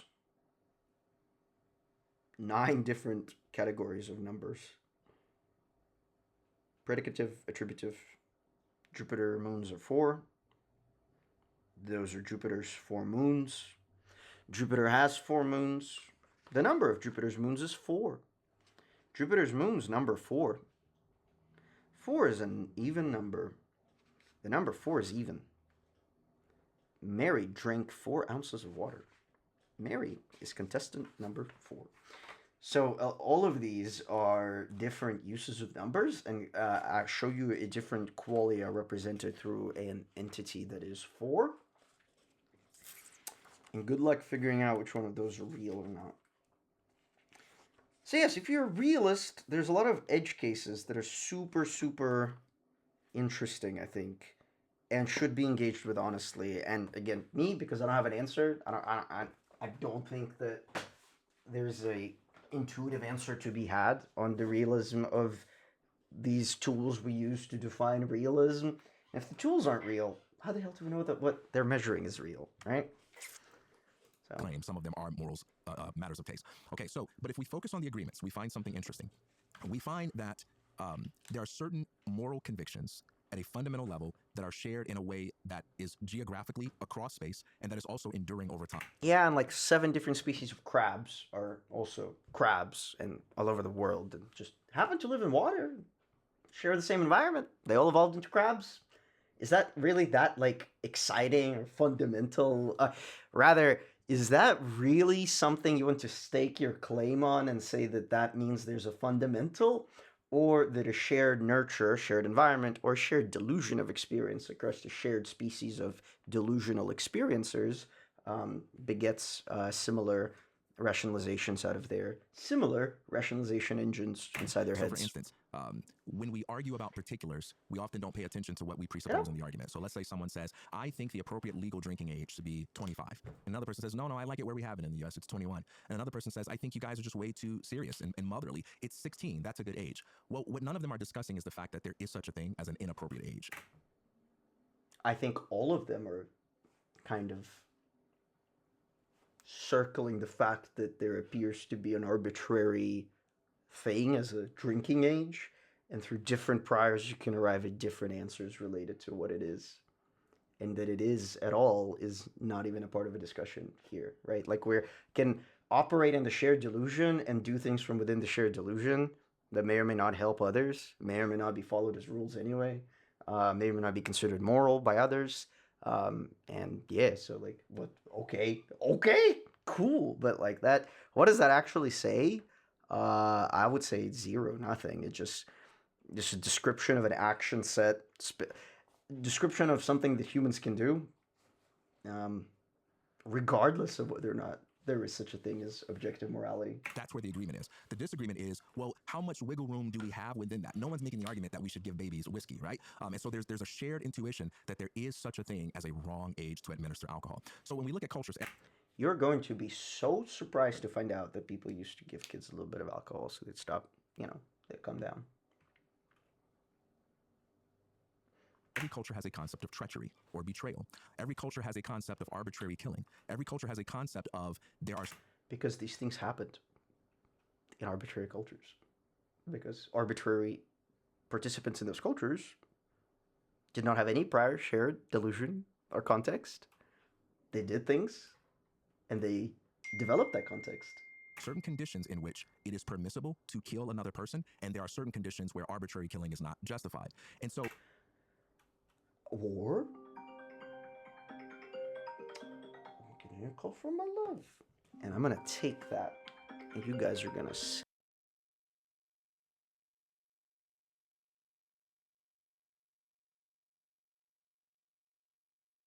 Even where these cultures disagree on the particulars, we're not able to find counterexamples where we can point to cultures that have no moral categories at all. Every culture has its concept of heroes and villains. This is the type of person that's worth emulating. This is the type of person that embodies virtue. This is the type of person that does evil and that we should shun. Now, that's an observation. That doesn't mean morals exist just from that, but that's an observation that we have this universality of appearance in the same way that I don't just seem to see a tree. You also seem to see it too. You don't have to believe in trees yet, but that is something that has to be explained, and we can't just ignore that. That's a quick go ahead. Yeah, so a quick question, because I agree with everything you said so far, which makes sense because you said it's not technically an argument for more realism yet. Yeah. Have you ever seen pictures of, speaking of trees, if you look from above to below or below to above and you look at the tops of trees, the tree leaves are always like perfectly fitting together, kind of like a puzzle, right? It has to be that way though, right? Because if they were constantly overlapping the other, then they would die. Because they need sunlight, right? Yeah. Sure. So you're moving towards the, hey, but look, I can account for this without more basically, realism. yeah, because my question is like, yeah, but it's going to be the thing. They can only be that way. They have to have that because no other human society would exist. I'm almost done. Let me finish this case, and I'll respond to that. Yeah, go for it. Okay, so the second thing is the involuntary nature of the experience. One of the fascinating things about the moral impulse is that it seems to impose on us even when it's inconvenient for us, even when we don't want it, even when we don't like it. And some of the strongest examples of this are the things that are often set forth as counterexamples. So let's take people who are criminals or psychopaths who seem to have no conscience. They totally reject societal norms. 3 guys decide, screw everybody, we're just going to think about ourselves, and they rob a bank together, but they feel deeply wronged when one of the people violates the agreement to split the money evenly 3 ways and takes a little extra for himself. Or the psychopath, like if you look at the history of people like different serial killers, Ted Bundy will be a good example of this. They tend to be some of the most self-righteous people you will ever meet. They lack empathy. They lack a sense of moral compassion. And because we equate moral sensitivity only with empathy and compassion, we miss it. But many of these people are so self-righteous. They have very strong opinions about who deserves to live and who doesn't. They have very strong opinions about privilege. They have very strong opinions about the people who have wronged them and done evil and deserve death and deserve suffering and so on. And that's a sense of moral pain in the same way that when I run into a wall, I feel physical pain. And this physical pain that I feel is a subjective experience, but there's something imposing on me that accounts for why. Wow, what happened? The people who have wronged them and done evil and deserve death and deserve suffering and so on. And that's a sense of moral pain in the same way that when I run into a wall, I feel physical pain. And this physical pain that I feel is a subjective experience, but there's something imposing on me that accounts for why I'm having this experience. That human beings everywhere have some kind of sense of moral pain. It might be expressed in remorse. It might be expressed in guilt. It might be expressed in feel bad because someone get hurt. It might be expressed in self-righteous indignation right? towards others. That's fine. But if you want to talk about constraints, there is this constraint that makes it impossible for us to live as if morals are not true, even if we philosophically. Have you met the Epstein files? No, bro. I don't know. I don't know if you can make that argument, especially evidentiary, like empirically. I think a lot of breaks exist in that.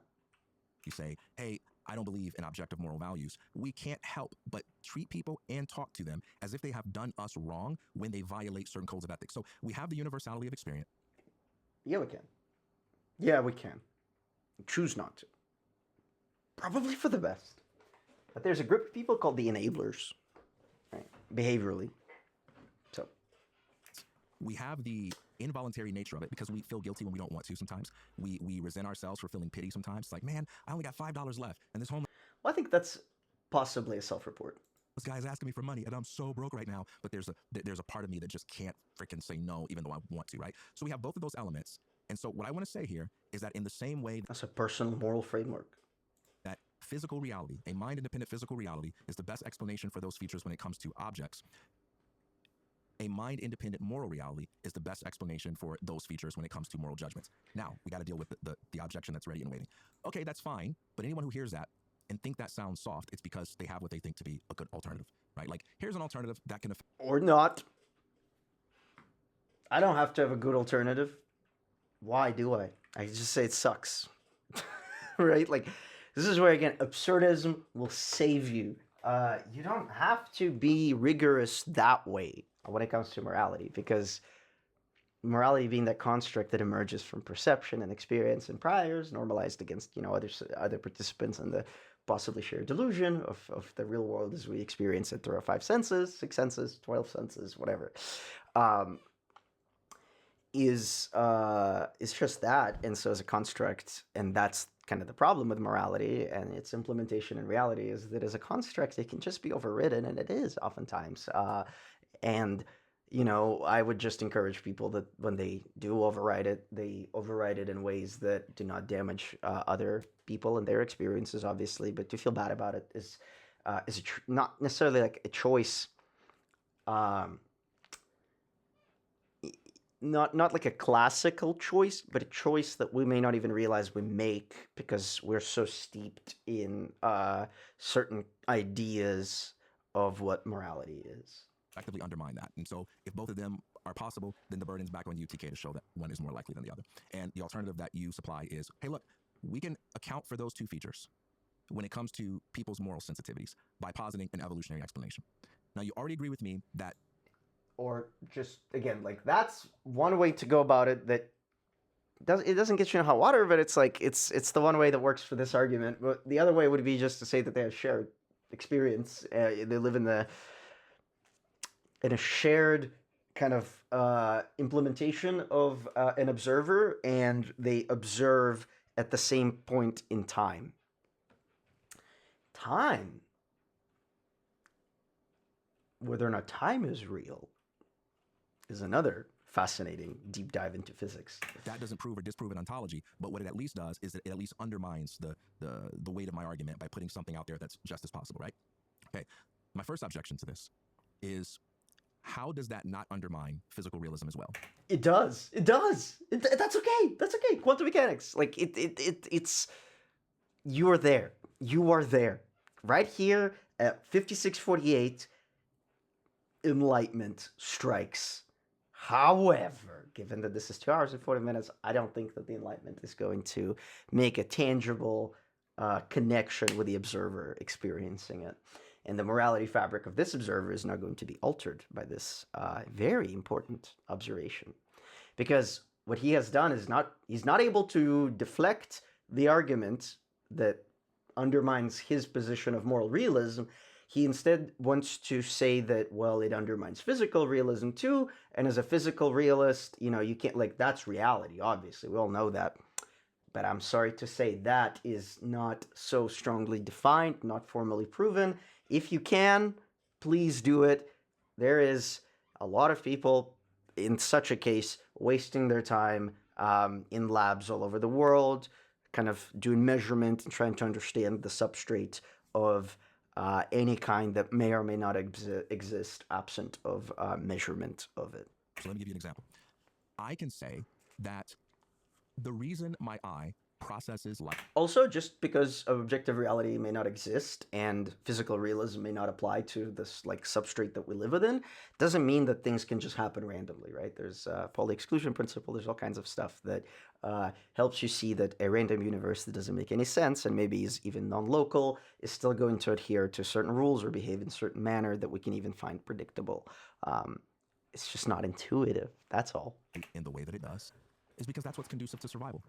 And real quick, your intuition is just your priors in the now. So who knows, from 2 centuries from now, people could have a very well-developed intuition about these things, as you do about Newtonian physics. My brain has evolved to or geometry. Process information. Well, classical geometry. Probably not super cracked at, like, Lobachevsky's or spherical geometry or, like, topology, etc. But that might change. In a way that keeps me alive. And so there's nothing about the way in which I process information, the way in which I analyze evidence, I do research or observe the world that is truth-seeking or optimized for truth. It's just optimized for survival. And so I can undermine physical realism with that same objection by saying, all right, my eye sees, my ear hears, my brain processes information, but none of this has anything to do with truth and reality. It just has everything to do with survival. Or doesn't have to do with survival even. I mean, it does in an evolutionary pressure sense of how these, like, sensors developed, but that's it. That's all it has to do with. Well, now this might be an area where I get more uncomfortably fundamental, or I don't assume as much. I think I would agree with that statement. Yeah. So insofar as... Okay, well then, if Destiny is a physical realist, then, again, like, everybody, go read about Stern-Gerlach,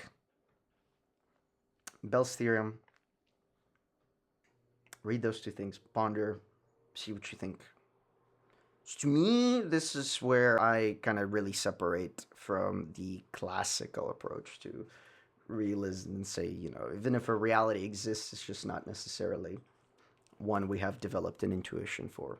For instance, like, colors exist. I would say that we have the qualia of the experience of and the sensation of seeing a color. But when we actually measure, on the electromagnetic spectrum, color is just a very small part of that. We don't have a physical sensation for X-ray or gamma rays or microwaves or any of the other parts of the electromagnetic spectrum. So insofar as colors exist, well, there's a part of the electromagnetic spectrum that most of us can perceive if you're not colorblind. So, but I would say that my concept of there being some underlying physical reality kind of only extends as far as like human, I guess, evolution has existed to perceive said reality. I would be humble epistemically towards some type of seemingly illogical or seemingly irrational reality that exists outside of what I can perceive, because I would agree with the statement that we've only evolved, as far as I can tell, to survive. Maybe there is some A little anthropic principle is not name dropped, but arrived at independently, which is we stand our folks who do our own reasoning or their own reasoning and arrive at things that have been formalized, because that is a sign of a powerful mind, right? Deriving from one's own experience of first principles, already formalized ideas is valuable. It's valuable to you, especially if you arrive at them, because it helps you see that you maybe, I don't know what right track is, but you are at least thinking in directions that have been or are being developed further, and your curiosity is rewarded by kind of validation that you're not alone in the search for truth based on the path that you chose to take through it. Part of reality that if we could perceive it, it would actually undermine our ability to survive, and I have no reason to believe that we would have evolved to perceive that part of reality. Rather, we Except that now our reality includes anthropological components to the nature of the experience, and we're not adapted or evolved to kind of experience and navigate through those. That's a nurtural adaptation that happens throughout life. Evolved to survive. So there might be, I think there are interesting questions with regards to like AI, and I don't think about it talking about too much, but it might be that if AI becomes sufficiently complex, there are whole parts of the universe that they'd be able to perceive that we just don't even have the organs to. Already exists, right? That's the embedding space. You take a word, separate into two tokens, war and D, and convert war to a really long line of integers or decimal numbers. So war is 0.62, comma 0.3, comma 0, comma 1, comma 0.99, 1024 times. D is something else. We aggregate those in a 1024 dimensional space. Geometrically, we're able to perform kind of similarity checks, etc. If we transform it through a goodness.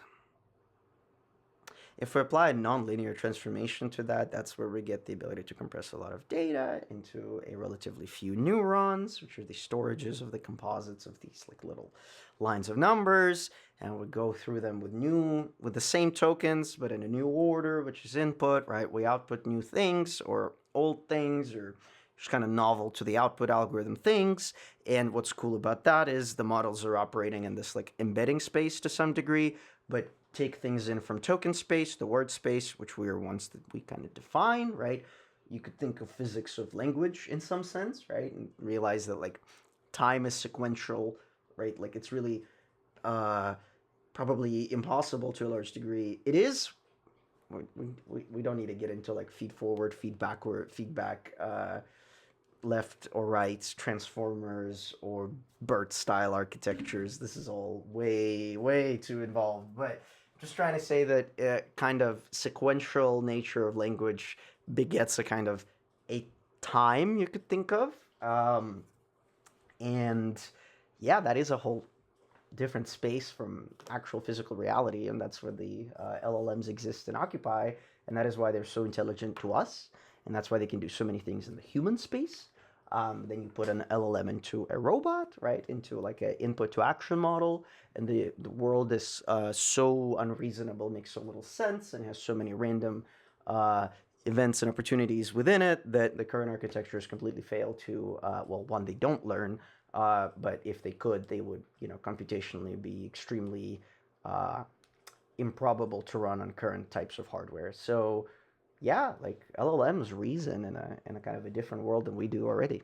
Just something neat to think about and to kind of keep shooting down the physical realism of a classical kind. Yeah. Be able to perceive, because there's no benefit to us whatsoever as a creature to be able to, so we wouldn't evolve the things to. The same way that animals, they can't perceive sound or can't perceive any light whatsoever, single cell creatures or whatever, could theoretically, or not theoretically, that do exist. So I would say it doesn't necessarily undermine physical realism, because I don't take for granted that it could be that there are things that we don't perceive in the universe that we just don't have the organs to perceive, because there's no evolutionary benefit to us. I don't assume first that humans are like truth-seeking machines that were created just to perceive truth. We just perceive the things that are beneficial to us. Bingo. Let me ask you a few questions just to get some clarity on what your position is on things. Do you believe that we have reasons, LLMs are also not truth-seeking epistemically machines. justifiable reasons to believe that there is a physical world out there independently of our perceiving? I would say yes, but I'm going to say for the same reasons why we would believe anything about the Harry Potter universe. I would say all of this kind of like is grounded in the subjective human experience, but I don't know if I could speak to like true universality outside of the human experience. Like I agree that all of us have a shared reality, the same way that everybody inside The Sims would have a shared reality, but I would have to be humble about anything that exists outside of that because there'd be no way for me to perceive it. So here's where I'm confused. When you've talked about some of your misgivings about moral realism, you've used analogies with the physical world, and you've expressed a kind of confidence that like, hey, we can settle the debate about the pickup truck being outside. We can settle debates about flat Earth or whatever it may be, and you have sought some similar method for morals. And the impression that I get from that is that if one could provide that, that would lend it the same weight of credibility as like your convictions towards the physical world. What you're saying right now sounds inconsistent with that, because it sounds like... Yeah, so I understand what you're saying. What I'm saying is that whatever humans perceive on the physical world, it feels like the morality is an abstracted layer away from that. It doesn't have the same weight as the physical world perception. But I'm not necessarily saying that the physical world perception we have is the ultimate frame of reference for the universe, that beneath that, there might be another thing, but it's outside of our perception because we're only human. So we have our subjective physical interactions in the world. So I could make this statement, although it sounds ridiculous. Maybe there is a possibility that a fourth geometric dimension exists, but we just can't traverse that dimension, because if we could, we would die instantly, because there's a whole bunch of terrible stuff for whatever reason that exists orthogonal to our third dimension. So I would never make the statement that like, well, I know for a fact that the fourth dimension geometrically doesn't exist. I would just say that it might not, but I can't perceive it. So when I say that like the morality questions seem to be less testable than the physical ones, I'm not saying that's because the physical ones are the ultimate universal frame of reference that we can perceive. I'm just saying that of that, there's a moral layer on top that seems to be less provable than the physical layer on the bottom. And there might be something beneath that, but it's outside my perception. Yeah, I think I understand. What I want to push back on is why you have any confidence at all in that physical side. I get that you place it a step above morals. Necessary to avoid absurdity, I guess. Unfortunately. Whoa, but why? Why do you want to avoid absurdity? You weak realist. You weakling. Absurd liberates you from having to contend with this idiosyncratic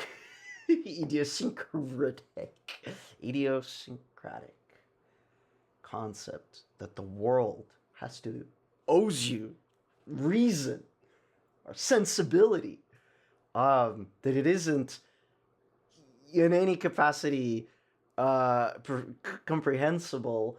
And one argument I always like to make to this end is, were the universe reasonable, were it inferable, stock market would not exist. Black swan events would not exist, right? Like, there's obviously so much absurd, and the reason that this debate even exists is rooted in the fundamental absurdity of the existence that we are finding ourselves in. And therefore, all you can do is to choose to believe a thing, or justify a thing, or find a reason. And gosh, you should find a reason to have meaning in your life. That's it. That's all there is. Do not run away from the absurd. If you are not careful, both of these positions are indefensible. So far, physical realism is what undermines both. Nihilism is the perpendicular interpretation of this absurdity to absurdism. And nihilism gives you no options whatsoever. And it doesn't push you away from taking your own life, push you away from doing horrific things. But absurdism liberates you. It points you towards Camus and Myth of Sisyphus, right? It points you towards the reality that absurd is ridiculed in The Stranger, for instance. But it does not say that absurd is bad. And argument has to be made that I can choose to believe that Sisyphus is happy, right? And is doing things for reasons of his own that are not available to me. And so absurd actually ascribes the most sense to this and settles this debate completely. It just asks the human to sit down, because this is not meant to be interpretable. Not in that way, not in an induction kind of way. There you go. Or abductive reasoning even, right? Okay. So but it's kind of what I think therefore I am thing. Basically, I kind of have to, like, theoretically there could be. You don't. If you think therefore you are, then we have trouble. You think. That's it. You think. You also exist. But the think therefore I am is a weak position, right? I know we hear it everywhere. I think they're 4 a.m. It sounds so like fundamental. It did for me for decades that like this is a fundament of justification of existence, but it's also ridiculous. And I will tell you more. That Descartes, the one who coined that phrase, would tell his students during vivisections of dogs, for instance, right, that these creatures, they do not think. They're like machines, and that the anguish you hear is just like squealing of the gears. So disgusting. It's a disgusting philosophy. It is absurd also, but it is way closer to nihilism and nasty kind of approaches to reality and implementation of morality in your own life than absurdism would allow you to hold and maintain logical consistency or rigor. A demon that's placing before us an illusion of the world that we can never prove or disprove. I can never speak to like 100% universal certainty that I kind of have to, otherwise everything is pretty absurd otherwise.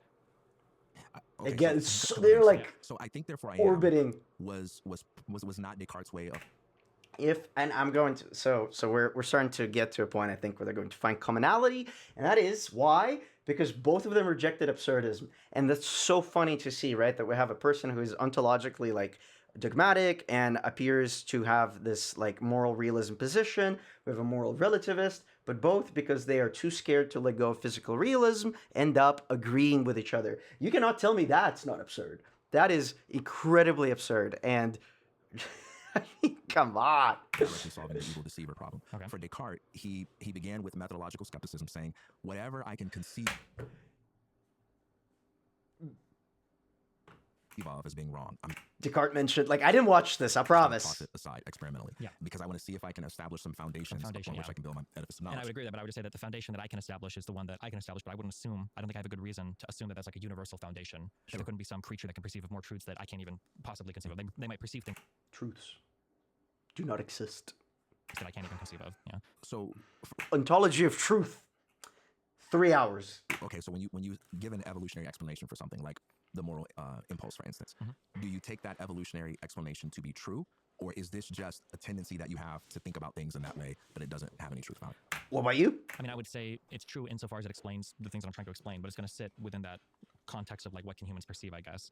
Like, I wouldn't say that it's like it establishes some universal truth that if there were any other higher dimensional being in the universe, it would also understand that truth. It would probably be a subset of some other thing that they understand that I can't possibly conceive of. Like You LLMs. set forth evolutionary explanations as if they are a potential defeater of the claim to moral realism. Sure. Not necessarily defeated, but like they're necessary and sufficient. They explain everything. And then adding that moral abstraction, I think, introduces some problems, and it doesn't explain anything that my explanation wouldn't already account for, I would say.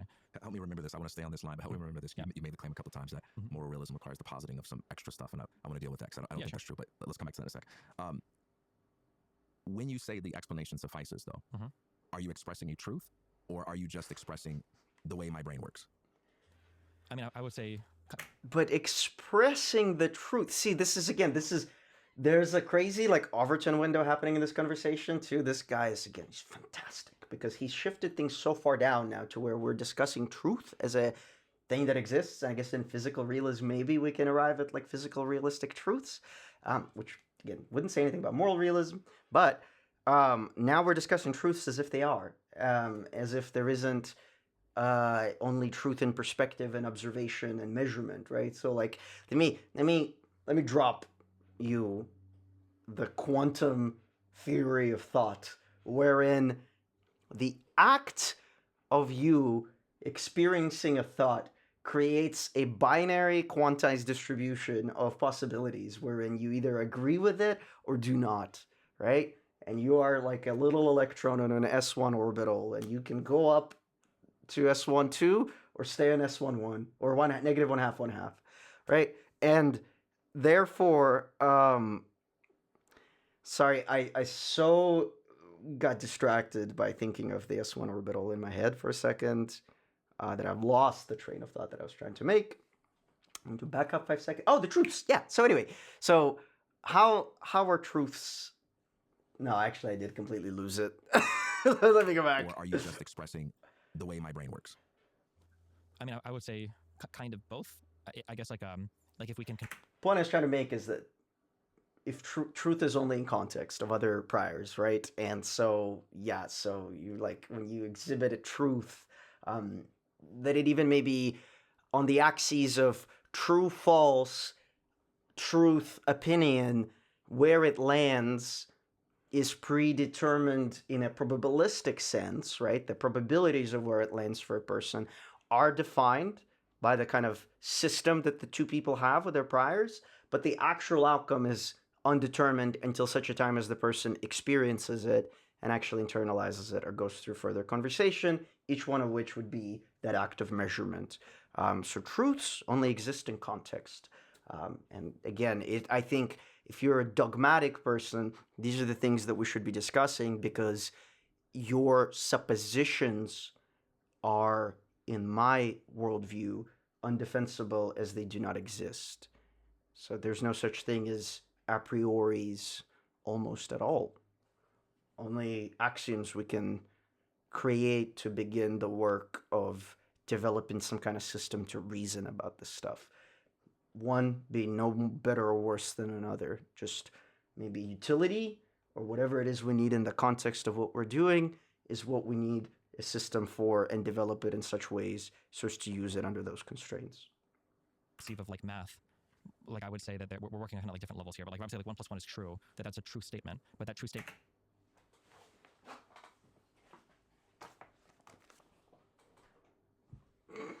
exists on like a bit of 1 + 1. I think what are the axioms? I guess so. That's what he's doing. He's talking about the axioms. So my bad. I like for that book. I think it's really funny to think about how like there's people who go on the internet and they discuss with such confidence that like these are truths, and of course we know this exists, but then you like turn to academia and people are like, dude, I don't know if numbers are real, dog. Like I don't know what's happening at all. And it's confusing and it's stressful, and you work a lot, you get paid little. It's what a nightmare.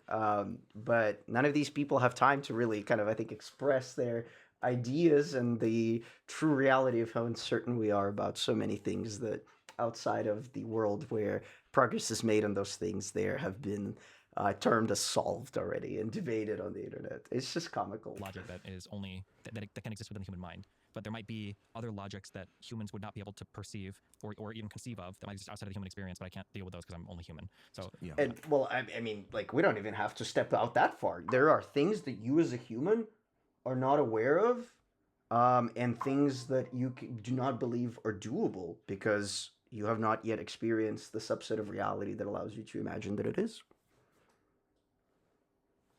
I'm only saying that because like I speak of like an ultimate like bedrock, but And by reality, I mean like shared experience and action space, essentially, that you take on as possible and probable. an experience, but I can't deal with those because I'm only human. So Yeah. I'm only saying that because like I speak of like an ultimate like bedrock, but that ultimate bedrock is really just my subjective experience, and I'm apathetically humble about other bedrocks that might exist. Because my question of you could solve this, that'd be great. Because my question would be, well, can you prove that your experience you're having right now is like the realest thing in the universe, and you're not a brain in a vat?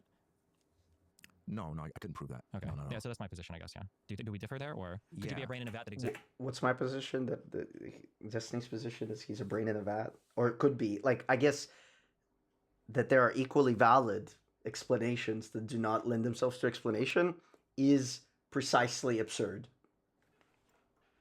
That the people who are experimenting on you might You could be real, embodied, living in a physical world that is true, or you could be a brain in a vat.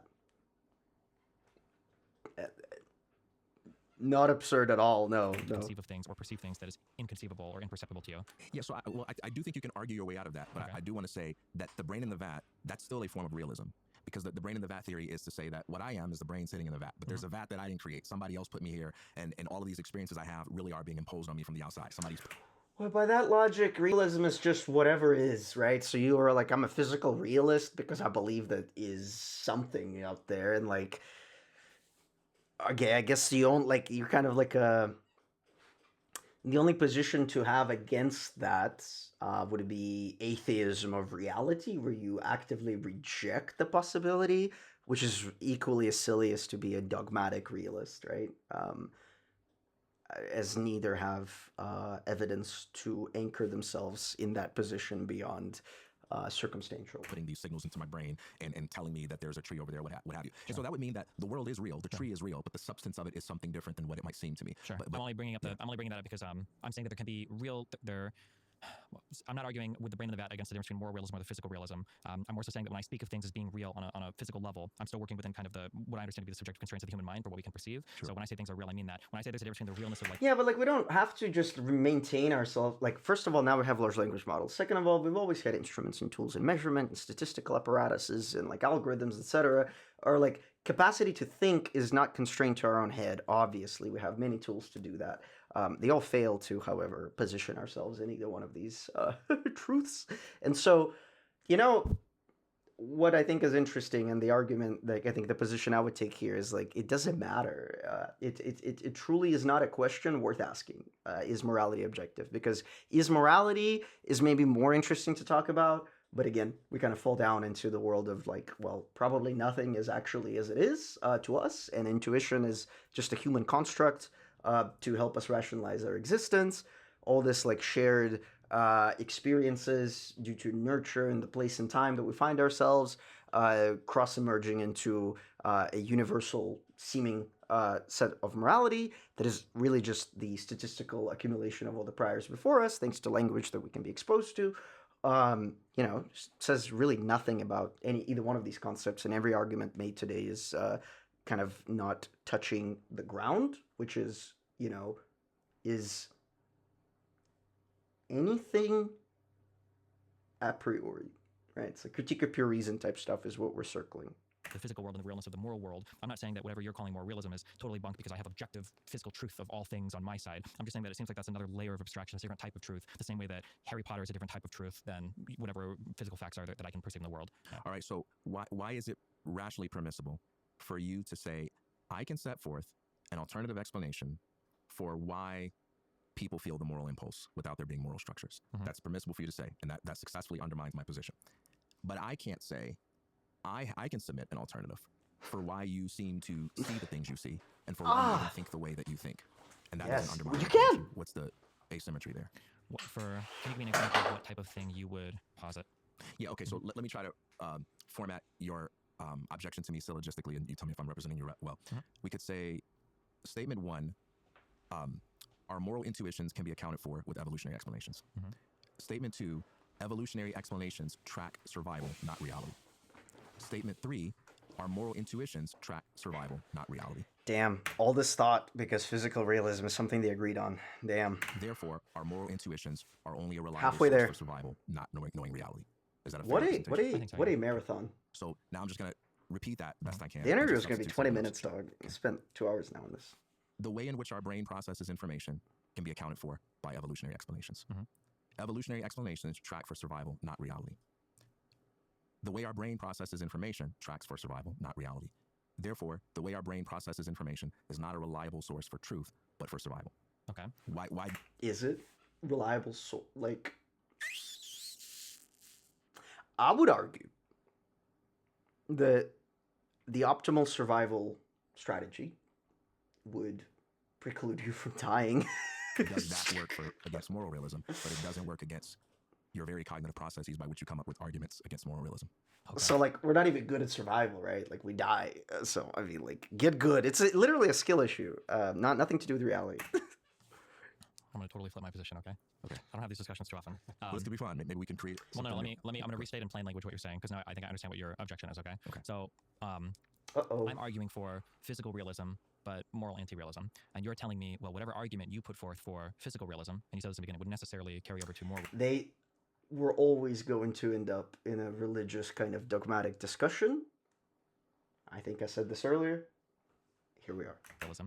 And I'm trying to argue, well, there's different structures that I see to kind of like physical realism and what you're calling this moral world. And you're saying, okay, well, all the ways that we can describe... If either one of them just let go of physical realism and looked slightly deeper into the substrate of reasoning that begets physical realism and the hotly debated topic of it itself... I think a lot of things would be quite different in this debate. Reality, you're accounting for all of your intuitions and feelings are being just survival mechanisms, essentially. I'm saying, well, yeah, of course. And you're saying, okay, well, it seems to me that you're so epistemically humble that you're also willing to say all of your physical things and perceptions are the same thing. Yeah. I think I have to say yes to that based on everything I've said. Yeah. But then I guess I would be a physical anti-realist. But now I've changed my position. Yeah, I mean, even the Copenhagen interpretation undermines physical realism, right? Because measurement, like post-fact observation of the moment of interaction is all that we have, right? Whenever, there's no such thing as like observing from the side, unless you move into these different dimensions, right? So maybe LLMs can see us kind of, and we see LLMs exist in the embedding space world. They kind of come alive and exist while they output, and then they hit a stop token and they cease, go back to just being static weights, kind of the substrate, the universal substrate that they exist within. That we can observe. We're talking to each other from different dimensions in some sense, right? And if that isn't absurd, I don't know. You have got to take absurd and make it yours, because otherwise you're going to have such an incoherent worldview that is always going to end up at this point where eventually you simply have to agree to disagree. The only people who have any semblance of argument, or could, would be absurdists and nihilists.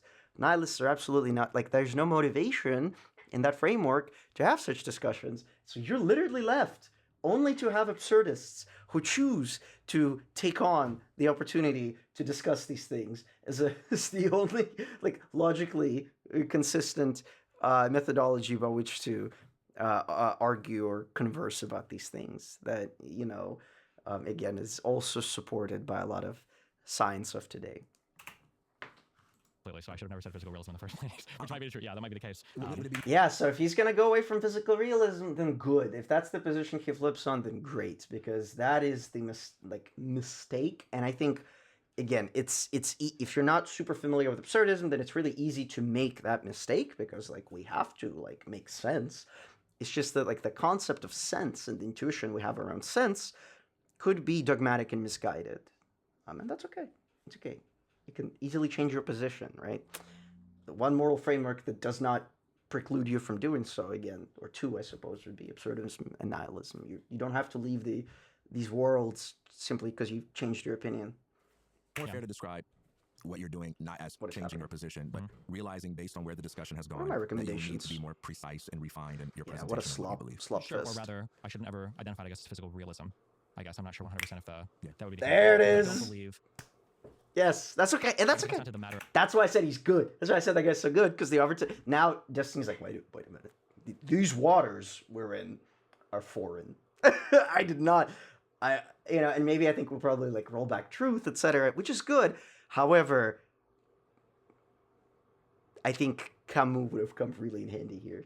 I think it would have really helped to kind of catch this immediately, to not fall into the realist space of ideas about ontologies. That's just a position. Again, you're talking about I'm Christian, I'm Buddhist. Are you formalist? Are you nominalist? Are you realist? That's the good stuff. The context of what we're talking about. If I start with the context of humans have some universal experience of the planet, we all see a couch, we can all touch it or whatever. We can start making descriptions about the planet and the universe, I guess. Right, which help us navigate it in our shared delusion of experiencing it in such a way, and such a time as it is now, with a shared intuition that we've developed through kind of taking in the. Bear with me here. I don't want to kind of elaborate on this more, but I can later if questions arise. But the statistical aggregate of experience distilled through language that we experience as we kind of read, I suppose, and experience reality of people who've also read. And so that helps us normalize more so than any kind of phenomenological reality that we all experience and interpret in the same ways. Because, of course, we do not, right? If we did... I mean, come on, right? We don't. If we did, we wouldn't have the different languages. We wouldn't have necessarily the stock market. Wouldn't have differences of opinions. These conversations wouldn't happen. There. But if somebody would ask me, just checking real quick, do you believe that your experience is as true and that the human experience is as true as it could ever be a physical reality? I would be epistemically humble towards that position. Well, I don't know. See, absolutely not, right? Because before Newton and before maybe atoms. Oh no. I think I'm recording to the wrong hard drive. Give me 1 second. Output.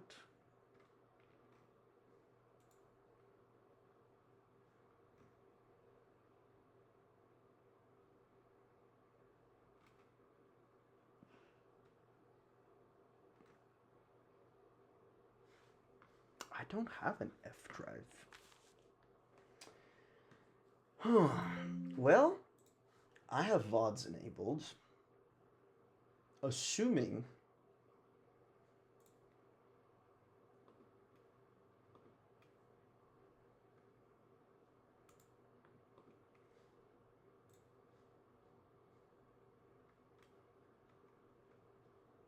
Yeah, VODs are enabled, so hopefully I can just rip this from Twitch. That's a bummer. Filled up my hard drive. Hopefully the stream doesn't crash. It could. It might. But it hasn't yet. So we keep on keeping on. That 100%. I wouldn't make that statement. So would that necessarily be a physically anti-realist position? I guess I'm not actually 100% sure on that. No, I should stay where we agree. I think we both. That's agree why you shouldn't have shat on absurdism. Okay. Sir. Including like other logics or other dimensions, things that would be. They're not just like we can't directly perceive them, but they're inconceivable. Me like, when absurdism is disregarded and then returned to. Contradictory objects or properties could exist in the same level, like that kind of thing. Ooh, I'm gonna focus. You don't concede that? Okay. No. I would say that it might be possible. I would be simply humble in that regard. I'm not sure. I don't know. And I would never make a statement about it. Yeah. But there's a problem with saying that contradictions are possible because you have to presuppose the law of identity just to even make that statement. Sure. So it's kind of like saying, interesting. Let me say something. And I go, what's an abublar? And you say an abublar, and I say, what's an abublar? You know, it's a. Wait, what? I'm not sure. I don't know. And I would never make a statement about it. Yeah. But there's a problem with saying that contradictions are possible because you have to presuppose the law of identity just to even make that statement. Oh, sure. Okay. So well, that's cute because you do actually, in that case, but that just puts you in a group of arguments where identity function like that exists. And there are infinity of other ways to define these arguments without that operator. And there are other groups of arguments exist where that is not necessary. Just like group theory applied to semantics, I suppose. Be doing more of that throughout our streams and discussing more these concepts of like applying mathematics to thought in some sense, I suppose. Because okay, so if we live in the function of the world of arguments with identity function it allows you to contrapose things to each other, then we can maybe even lose an argument in that group and just pick another group and eat on from there. Like saying abubulars exist, and I go, what's an abubular? And you say an abubular, and I say, what's an abubular? You know, it's a shusha. Is there? So what's that? It's like it doesn't mean anything. Yeah. So my question. Well, nothing means anything, right? Like that's we're also circling Kant and the idea of like a prioris, wherein like you've just proven that realism is a factor of the shared delusion we exist within that allows us to have some kind of perceived common prior when we know certain things exist and others don't. But no more, no less. That doesn't say anything about anything. Would be, is there a reason why, this isn't a test question, so I just don't have the answer. I'm just curious what you're, is there a reason why I should assume that the a priori logical assumptions that are necessary for the human mind to conceive of things, is there a reason why I should assume that that's like that's like a facet of reality that is true and unshakable, and that there's no being in the universe that could ever conceive of something that is literally logically inconceivable to me? Yeah. Aside from like a god or whatever. Yeah. Or an so I think we have to make a distinction between going beyond logic and going against logic. Sure. And sometimes these words get used in different ways, but like beyond logic simply means, hey, beyond what I currently understand, or beyond what I might even have the hardware to.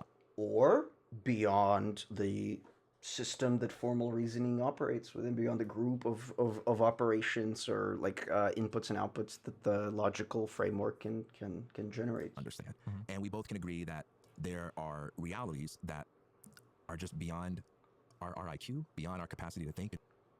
That's lame. That's lame. Look, IQ doesn't even exist. All right, chill. Do the research, or even just like there are sounds that a dog can hear that we can't hear, so we're just not constituted in such a way to experience those things. And, and I understand what you're saying there, but I'm saying something that is beyond that, because you're taking the reality that we have and you're kind of like extending it along. Well, it's because he's a physical realist and he's not leaving that category of thought, right? You've not attacked physical realism yet, and because you refuse to acknowledge absurdism as a valid approach to kind of working through this, and also because, come on now, if you start doing that, there's going to be a lot of inconsistencies that you're going to have to admit or kind of discuss suddenly. This actually is a crack in the position that realism, like the dogma of realism imposes on you. This is what happens. Things you already know. But I guess it is known. Many such cases in philosophy. My question is, could there not be things that... Philosophy of science. are unknowable to us. So not just like colors, like expanded wavelengths, but just like inconsistent logics, basically. Self-important. Well, I don't want to say inconsistent logics, but what I want to do, what I want to say is like, even our capacity to conceive is constrained a great deal by our experience, right? The more we experience, the more expansive our imagination becomes, and so on. And so, the very process of learning seems to provide evidence that there are realities that, relative to any given state of mind we're in, are inconceivable to us. I'm freely with you on that. But when you say that, and even other logics, you could mean that there are other formal systems that exist beyond what we know, and yeah, that's definitely so interesting because like there are other systems that have different formalizations, like cellular automata that start with simple rules and at scale emerge into more complicated ones. There's systems that learn behavior. There's so many systems outside of like basic logic. Exist, or that contradictions might exist. Statistically converging systems. I mean, blah, blah, blah. Or it's possible for contradictions to exist. Now we're saying something that literally doesn't mean anything. Do I need to been saying it for the last hour and 15 minutes. It's called using language. With you, because you're expressing things that I agree with. And I guess like this kind of person, right, the physical realist, will run away from the argument of absurdism because he'll say, well, then we're not talking about anything. And the thing is, we are dismantling your capacity to pretend like there's something here to talk about. That's why it's a short conversation. However, the burden of proof of proving physical realism is on the physical realist, not me. I'm just a guy. And my question is more like, are we just limited in our ability to express things? So when I say like, well, couldn't there be inconsistent logic? You would say, like, the response is like, well, if we're talking about logic, we're talking about even the concept of consistency, then there can't be inconsistency because it's basically baked into the understanding of logic and consistency. There can't be an inconsistency. I want to check something. Like the response is like, well, if we're talking about logic, we're talking about even the concept of consistency, then there can't be inconsistency because it's basically baked into the understanding of logic and consistency. There can't be an inconsistency. I want to check something. Okay, audio works. Just checking. Sometimes I stream for hours and then realize my camera's off. So understanding there. Maybe to ground this out an example, I'm curious how you would think about this. Do you think that there are, I'll use moral facts. Do you think that animals perceive moral facts? So maybe dogs or cats. And then do you think that reptiles perceive moral facts? Do you think single-cell creatures perceive moral facts? Do you think that these permeate up and down through all of the... Most certainly that values of a non-verbal kind, of a primitive kind, or arbitrarily incomprehensible to us kind, exists in other neurologically complex systems.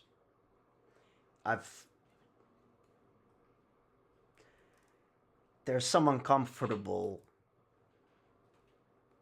truths per se, or maybe realizations or evolutions of that train of thought that follow, which is why I'm so against Descartes and this idea of I think therefore I am, because it could well be that we all are, and some of us happen to think.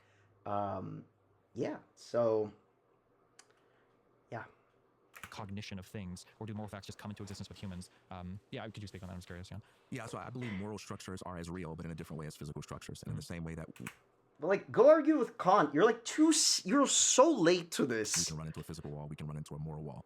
And I believe that our ability to theorize about physical structures or moral structures or any reality varies with our cognitive ability, right? So I wouldn't compare a squirrel and a coyote in their ability to effectively cross the street. They're not equals here. One has a cognitive ability to do this more successfully than the other. Okay, wait, can I challenge you on that real quick? Oh man, yeah, that's hilarious though. Sorry, hold on. We're getting really direct here. Okay, I'm just, also, I'm not saying this just because I want to argue. I genuinely don't know the answer to these things. So these are things I just don't explore conversations deeply that much. I'm genuinely just curious. I think it's great. So when you say varies with cognitive ability, in my mind, there are things that you can conceive of due to IQ or whatever, but like pushing all of that aside, there are physical like things that are granted to the human mind that are irrespective of cognitive ability, save for like you're missing half your brain or something, severe brain damage. Like no matter how 40 IQ somebody is versus 200 IQ somebody is, they will always run into the wall. They will always run into the couch. Now they might not be able to conceive of physical structures in some very philosophical way, but they know it and they conceive and they can interact with it. Sure. So when you say so just because you mentioned the animals for cognitive ability, I wouldn't view an animal as being just a lower IQ human. I would view their minds as being a different thing in kind. So go ahead.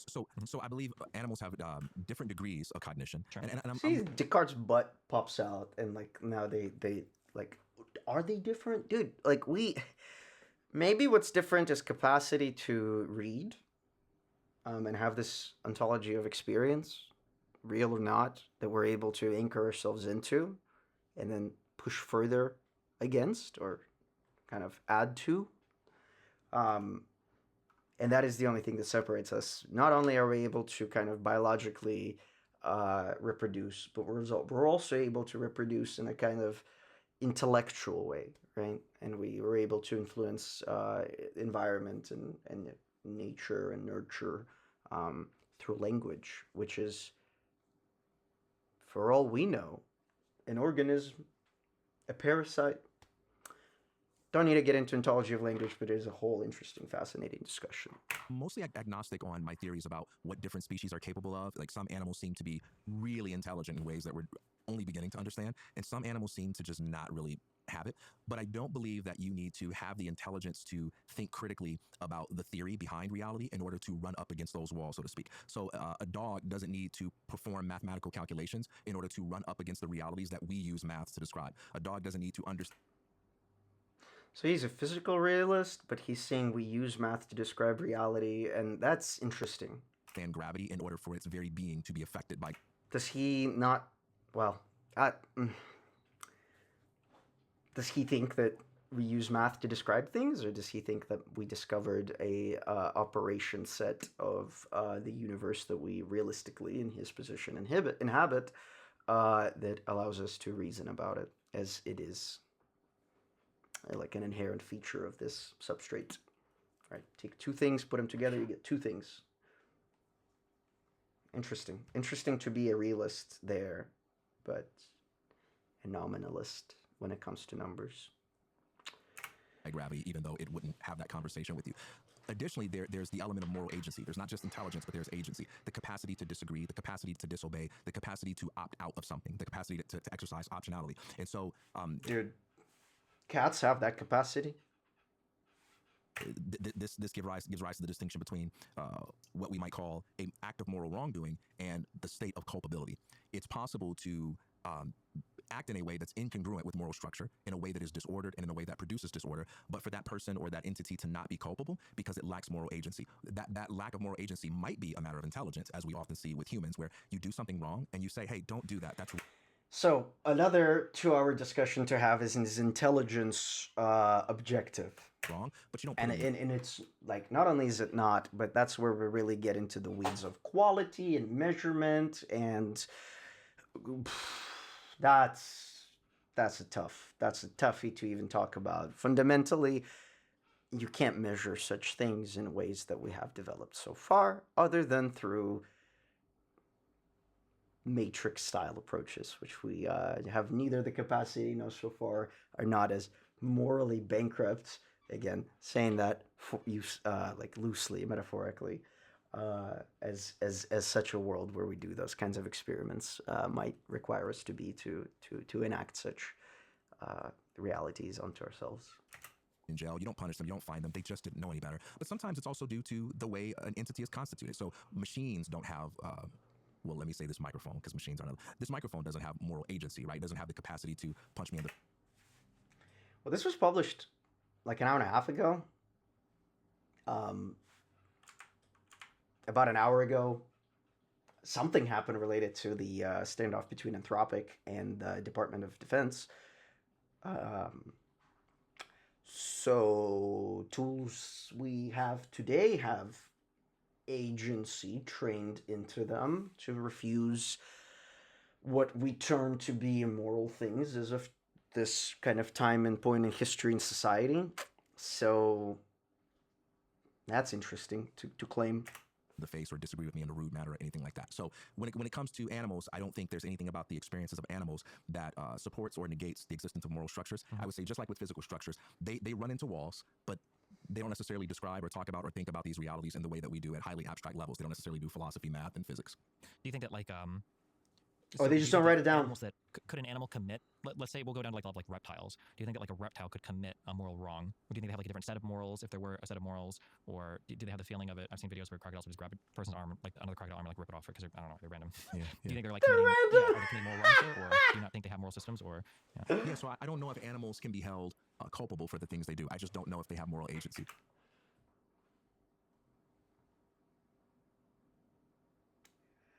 How quickly has the physical realist become a moral relativist? It's my habit to not think of them as such, but I'm a skeptic on that. Well, like, how do you? So okay, so you're a realist, but you draw blurred lines between different intelligences. You know, it's like it's fascinating. It's fascinating to arrive at that kind of thought pattern, I suppose. I don't know. I don't know. Always felt really uncomfortable when people make strong claims about what animals do and don't know, because we just don't have perfect systems for not only communicating with them, but understanding the way in which they communicate. So the jury's out on whether or not they have agency, but I'm inclined to think they don't. But I don't advocate any positions that depend on them having it or not having it. TK, can I ask you a question that is, I think, related to that? Yeah. But maybe it gets closer to what Destiny's asking here. So take a human being. They're on a deserted island. Yeah. By themselves for the rest of their lives.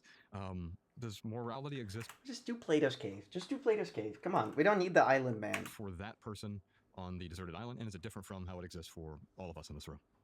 I would say it exists for them as well. I would say it's not something that depends on.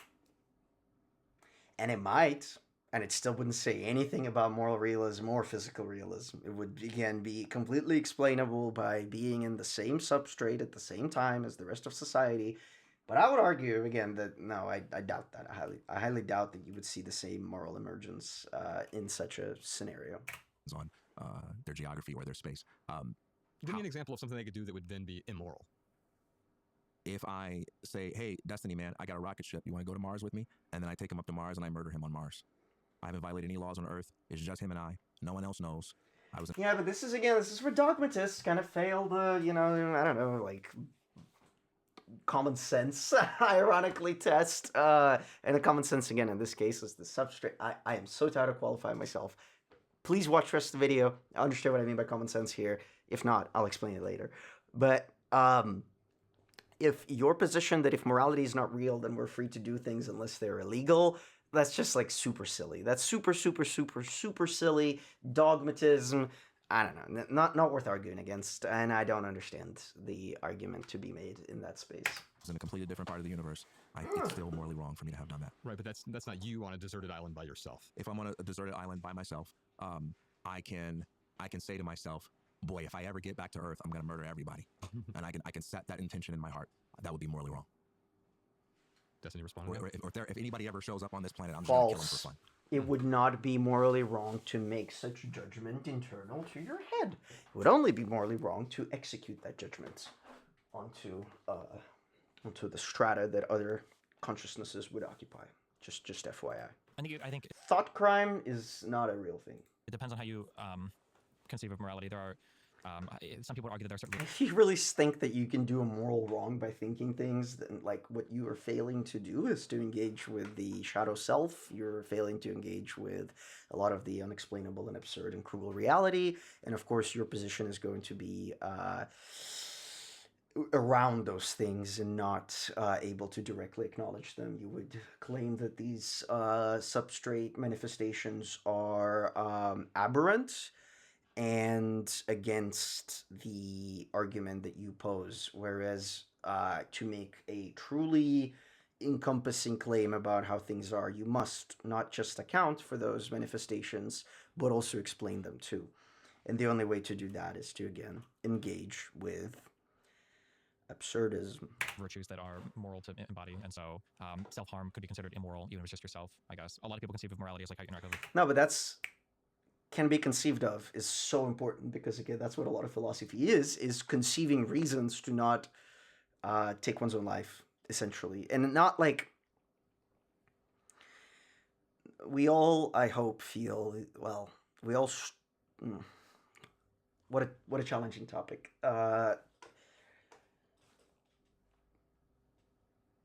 There are beyond rational justifications to keep living. Philosophy seeks to quantify them and rationalize them. People, we could conceive of things you could do bad to yourself. I guess it might be immoral if you believe in virtue ethics or something. There's a thing that you have brought up a couple times now that I think is really important. This concept of moral agency. Yeah. How do you feel about determinism? Like the free will question? Yeah, I guess, yeah. Yeah, oh man, we're opening up like 5 tabs here. So I'm not a determinist. I believe in libertarian free will. Libertarian free will. Okay.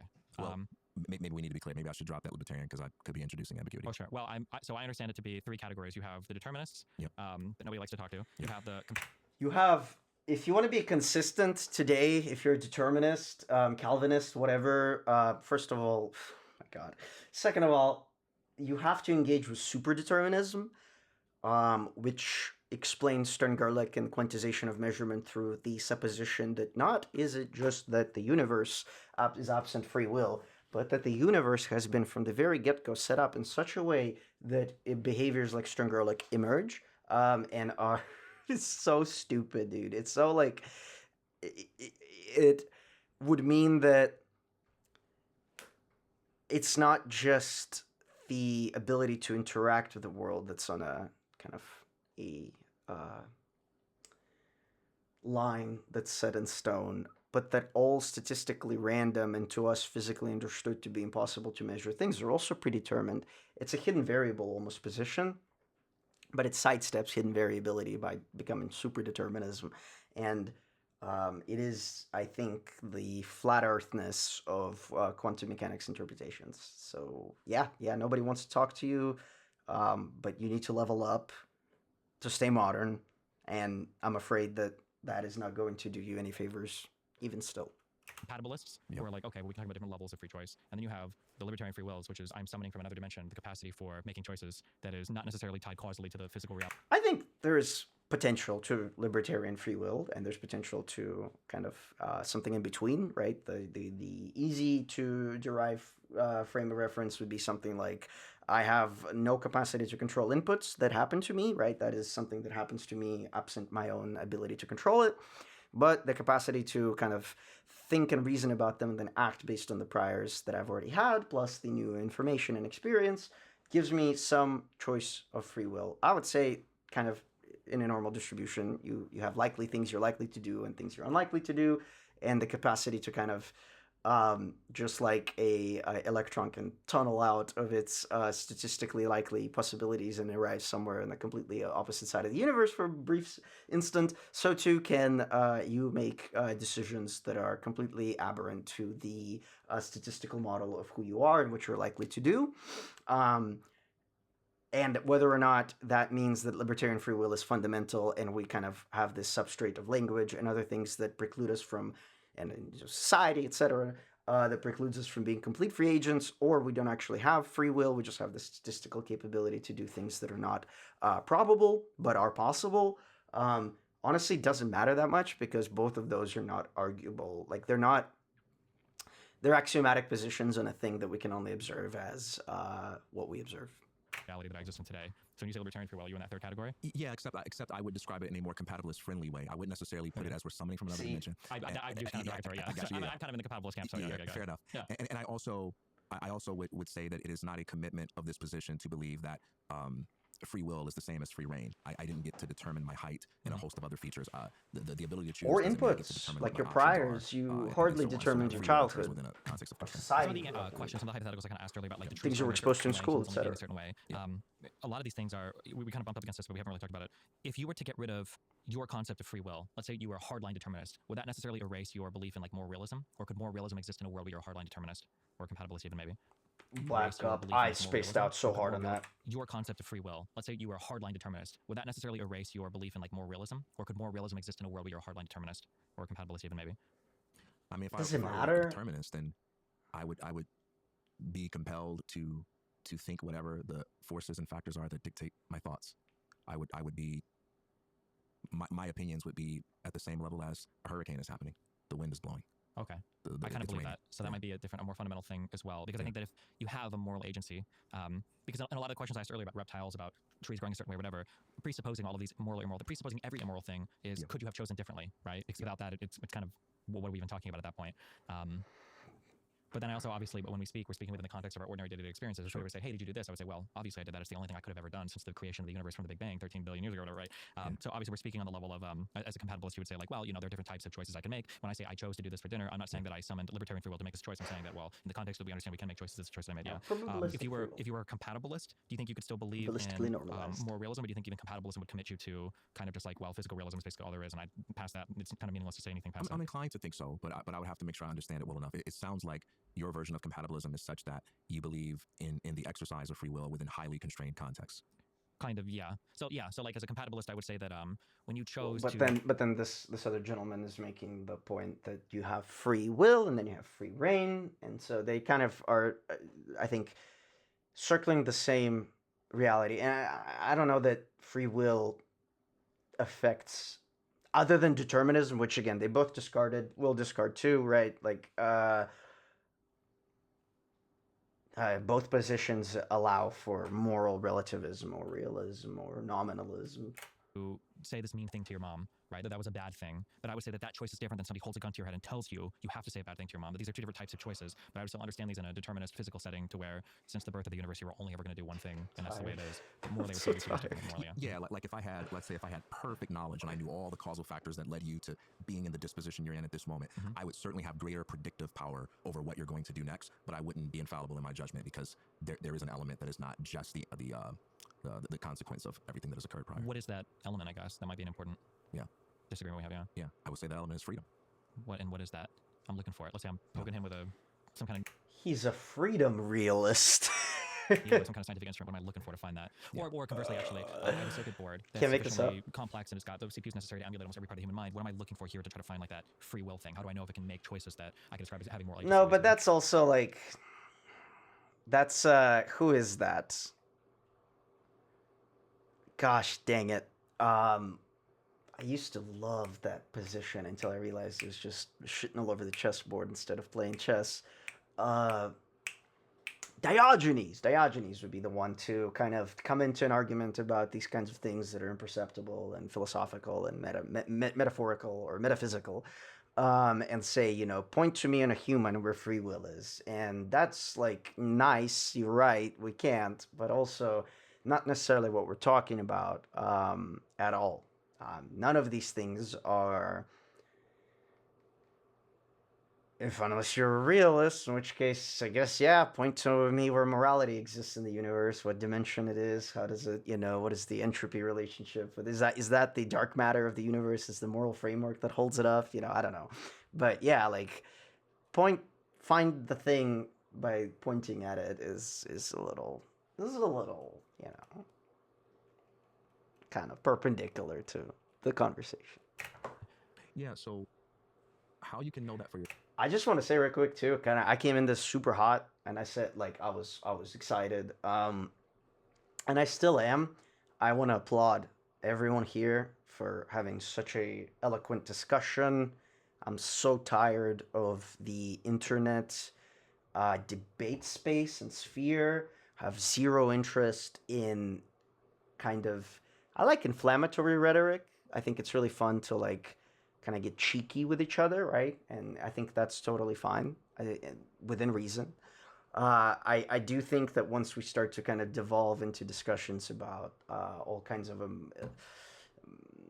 adjacent to the conversation realities and get so heated that we so lose the track and we become entertainment absent any, it's hedonistic entertainment. It's just listening to people just yell and waste themselves. And so a round of applause.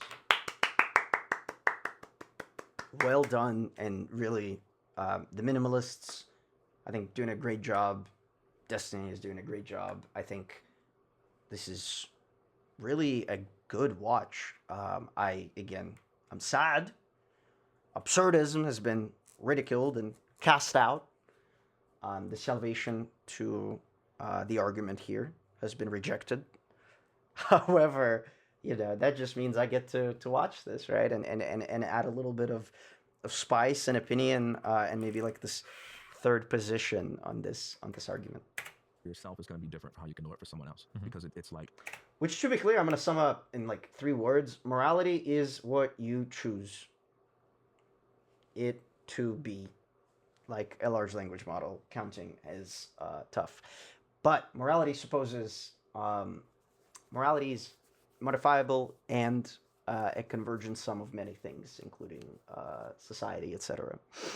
And it's not great. It's not great. If morality existed objectively, it would probably be a lot easier to align society onto becoming objectively good. But it hasn't happened yet. How can I know that destiny. So literally what you have to do is reject all this crap and try to stop trying to rationalize your need to be moral and choose to be moral for the sake of it. That's my position. That's all you have. That's all you have. And he has a headache. He tells me, but I can always doubt. Maybe he's trying to impress me. Maybe he's trying to garner sympathy. Maybe he's lying. I see him clutching the Tylenol, but maybe that's an act. When it comes to myself, though, I have unmediated direct experience of the pain in my head. And so I can know with a degree of confidence. Yeah, you should check into like pathological disorders though, or people who have like schizophrenia, etc., mental illnesses that kind of alter the presentation of reality or the immediate to just kind of put to rest the idea that this is a that you can trust your own perception of reality, right? Like chill on that a little bit. That's not exactly true. So I have a headache in a way that I can't know for you. And I also can't. Are you a perception realist? Go like look at optical illusions or something and come back to me. Hold you accountable for knowing what it is that I experience. And so I would say in an analogous way, we have direct experience of volition that I experience within myself, just like I experience pain, the capacity to set forth an intention that I will do thus, that I will try to do this. Okay. If that is the case, I'm trying to think, coming back to our physical realism and then our moral realism distinction here. I'm making a physical realism distinction from moral realism. You're saying that one necessarily follows from the other. Where we went off on a really big tangent there. I guess part of why we went on this tangent, I guess, is because I'm wondering if our disagreements on free will would necessitate our distinction between moral or physical realism. If I don't really believe there is this like freedom, free will kind of thing, I don't really believe in that as a concept. And it sounds like if you didn't believe in that as a concept, it would tie you more to the physical realist description, independent of any moral realism. You wouldn't believe in moral realism. But if I were to believe in this kind of free choice thing, maybe that would move me more along, or it would commit me more to like that moral realist thing. Do you think that's necessarily true, or do you think this is not super relevant to that conversation? I don't know. I haven't thought about it that way. It's hard to talk about morals when choices can't be made, like the trees, right? We wouldn't say that, like, if a tree falls on you, we would never say that's immoral because the tree can't do anything else, right? Yeah. I'll put it this way. If I knew we had 4 more hours and you had the energy to go, I would say, let's just talk about that for the next 2 hours. Okay. But I got some questions I'm going to ask you. Yeah, go for it. Yeah. You got your pen over there asking me questions. Let me ask you some questions, brother. I'm just kidding, man. Okay. So one of the things you mentioned a few times is moral realism requires the positing of these extra constraints or these extra things. And this may get to some of the different ways we look at realism. But I would say that moral realism doesn't require extra elements any more than the things you already accept. So for I'm about to wrap up. I'm going to skip to the good bit. It seems like you put ideas into the light and you show the very best things that can be said for them and against them. And you have a little trust in letting people think for themselves. And you make that demand on people. You got to think for yourself. So I think that's a big problem as well. Man, I hope we can get some more discussions. I know you need to leave soon. One thing I really want us to be able to go down the rabbit hole of is what does your... Because I think our back and forth has been about me saying,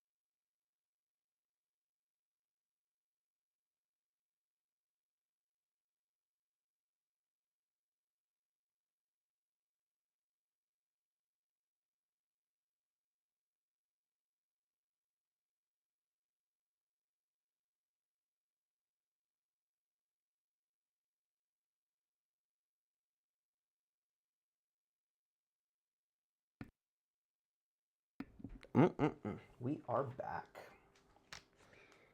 We are back. We are back. Your critiques of my position undermine the very means by which you can critique any position.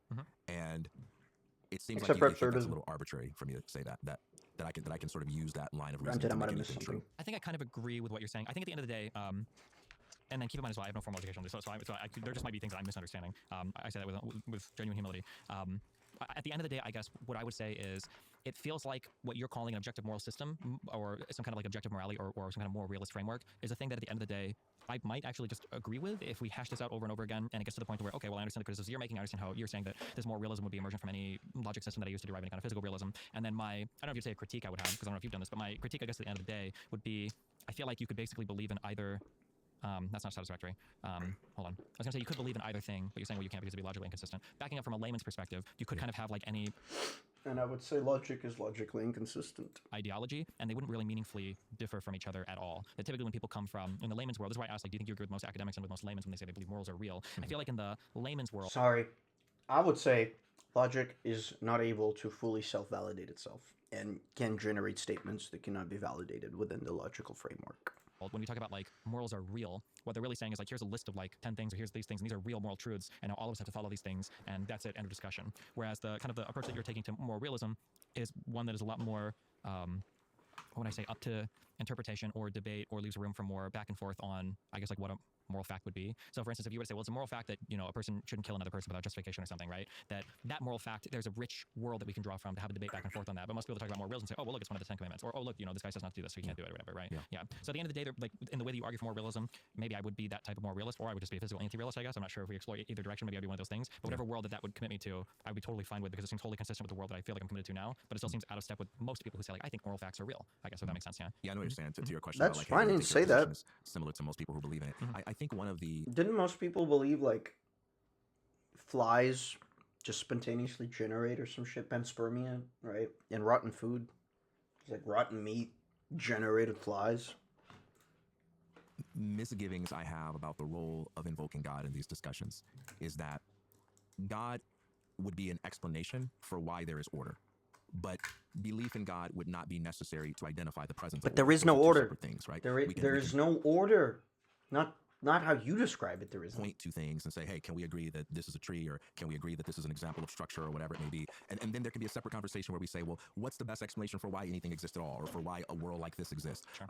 But I reason from the idea that structures are real, and that when we think about the physical world, when we talk about the physical... That's what they should be talking about. World, even the way we engage physical reality, we do not think about, talk about, or treat physical objects as if they are just atoms or spatial extensions, but we think about them, we interact with them, we talk about them as if there are these structures that are real. Relations, conceptually distinct things, yeah. Yeah, relations, causation, these things are real. And I would posit that moral structures are just like that, in the sense that to be immoral, to do something that is morally wrong, to commit murder, for instance, or torture innocent babies for spectator sport, that you are going against order, that you are producing.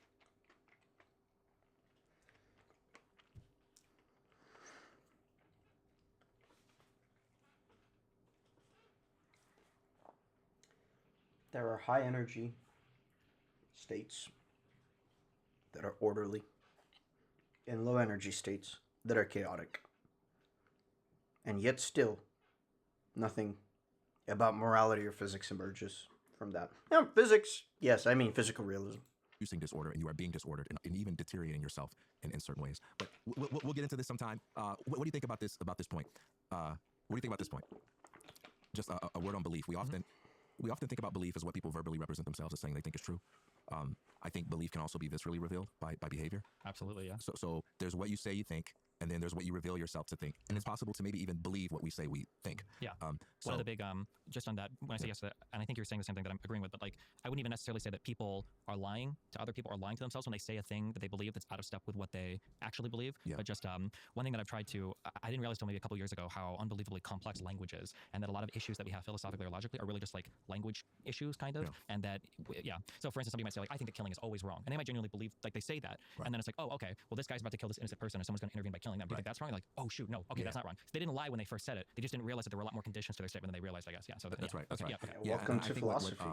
muddies the water in these discussions is that I don't think we're always That clarifies the water. The water is muddy outright.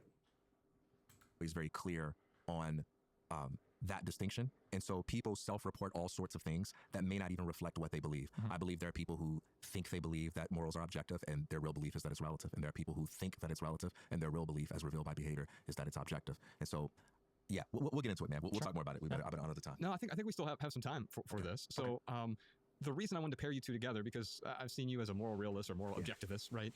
And I've always been more drawn to the relative nature of morality. And it seems to me that there is some sort of a détente here between the two worldviews that you're expressing here. And it could be that most things are relative, whether it's gluten or sports or furniture. You're not immoral for buying the wrong couch or wearing the wrong logo on your shirt. But Destiny, you did use some terms earlier when you even used the term evil. And there maybe were some vocal quotes around that. I couldn't tell. But using that term suggests that maybe there is some sort of objective moral truth. Okay, so ejecting all of this conversation, which I think is very loaded, I would say, like, from a very layman's perspective, when people are talking about objective morality versus relative morality, in a very layman's kind of like the worst faith sense, they're talking about like people who are moral versus people who are like hedonistic losers, basically, right? You just do whatever you want to do. Right. Giving a little bit more charitability. I feel like when people say they're objective moral truths, generally what I think people want to say, and I'm sympathetic towards this position, and sometimes even inhabit this position, what they really want to say is there are some things that we just don't need to talk about because it's not worth having the debate on this. I don't need to have the debate on whether or not it's okay to rape somebody or not. We don't have to debate this topic. This is like objectively, we know this is a moral thing, and we can have arguments around the edges. That's true. But funny thing about that is there's never a good way to measure.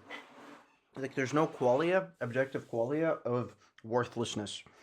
I said multiple times in this review that because of realism, etc., this conversation is like moot. It rejects absurdism. It does not contain the whole of the phenomena that we observe. All this does not explain them all. Yet plenty of people would see this as a valuable discussion. So again, just another layer of relativism and absurdity. So, well, wait a second. What you're saying then is that just becomes a thought-terminating cliche. Where like that is bad, so therefore we dismiss it from even. I think that's the attraction sometimes when people say like objective moral truths. Now, I don't think that you use when you talk about like an objective moral truth. I don't think that you're using it that way. Clearly, because we wouldn't have had hours of conversation. This is an easily thought-terminating thing. But I think a lot of people just like the attractiveness of that type of statement, the strength of that statement, and then the infallibility of it because they can't attack it. I think in some ways, I think there is some strength to this. You don't want to have a debate over every single thing, every single time you talk about any single thing ever, because it would get mired down in nothingness. But then the obvious weakness to this is that sometimes people start to assume too much, and then they lose the ability to defend or argue for some of the underlying things. And then I think we've seen this happen today in society where there are more fundamental truths that are being attacked, that people aren't used to defending because they kind of just took these as like objectively true things. And then you're in this world where, a bunch of people believe things they don't really know why they believe it, and they can't really defend or attack it anymore, and everybody's kind of lost, because we dismissed it for so long. That's what was it Nietzsche and Ubermensch, or I can't remember who. Anyway, this is a common thing in philosophy, realizing, oh my goodness, society's changed so much that it lost its like grounding and some kind of common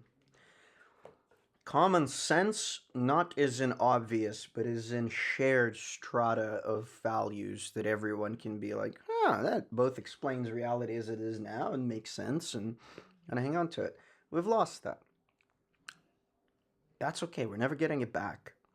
We've lost that because so much information is available to you that you have become, congratulations, by the way, a world unto yourself. You are online, you experience things and viewpoints no human in history ever has, in the amount and fidelity that you're exposed to.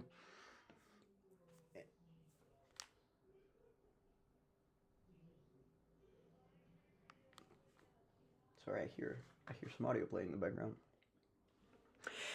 Anyway, yeah, so yeah, everybody is kind of, but everyone's been lost every time in history. That's why philosophy still exists. As being an objective truth, or it's immoral to do X, so we don't even need to discuss why that may be. Yeah. Would you call yourself a moral relativist then? I'm gonna call myself just to see how this sounds and feels. A moral hedonist. I do things for morality that makes me feel good, that allows me to sleep at night, etc., etc., etc. And yeah. really depends on the layer or level of conversation we're having. Right. So for a layman that you're speaking to, would you say that you think morality is relative? I don't know. I've gotten in so much trouble saying imprecise things philosophically in my lifetime that I try to be really humble towards every position. Well, the thing that TK said earlier, morality does not there are many exist. people who believe in The construct is relative. as though there is a moral objectivity. And I would say it's those people emergent. don't believe moral relativism. I would say, in fact, there may... But they think they believe it. Yeah, I think there may be some really smart philosophers who truly believe in moral relativism, but I think the average person who says, hey man, what's true for me, it may not be true for you, or I think it's just a matter of preference, I think for the most part, they just haven't really thought about it, and I don't think that's how they react to the world when they see people vote for Trump or vote for Kamala or take a stance on women's rights that they disagree with, or when they see someone behave in a debate that they disagree with. Like, the way they actually act is if there is real wrongdoing, and they condemn people, and I think their visceral beliefs, behavior.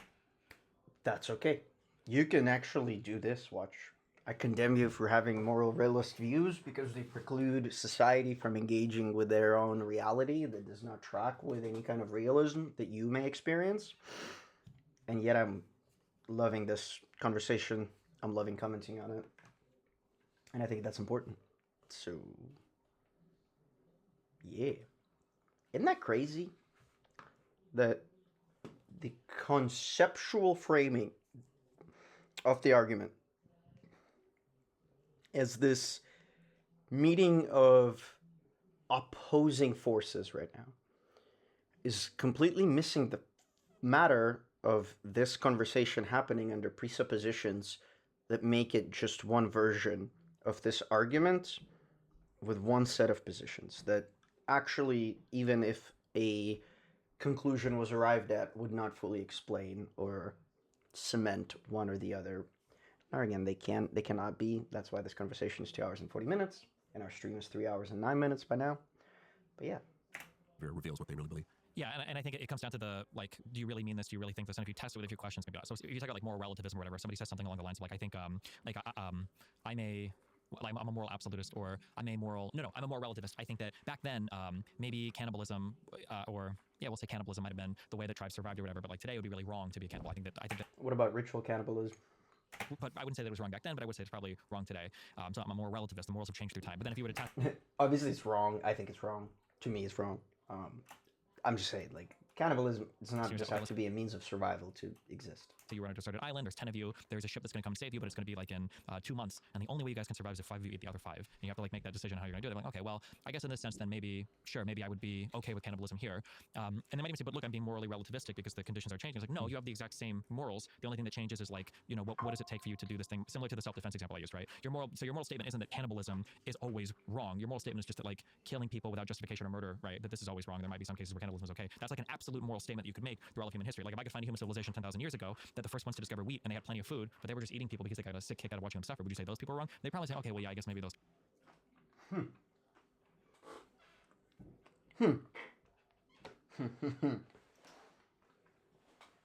Moral relativism gives room and allows for moral absolutism and, like, realism.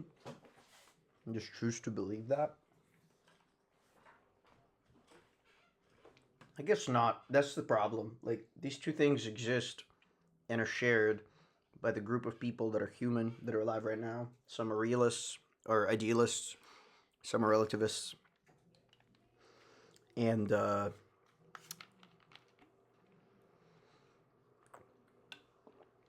only version of reality that allows for such existence is that morality is subjective.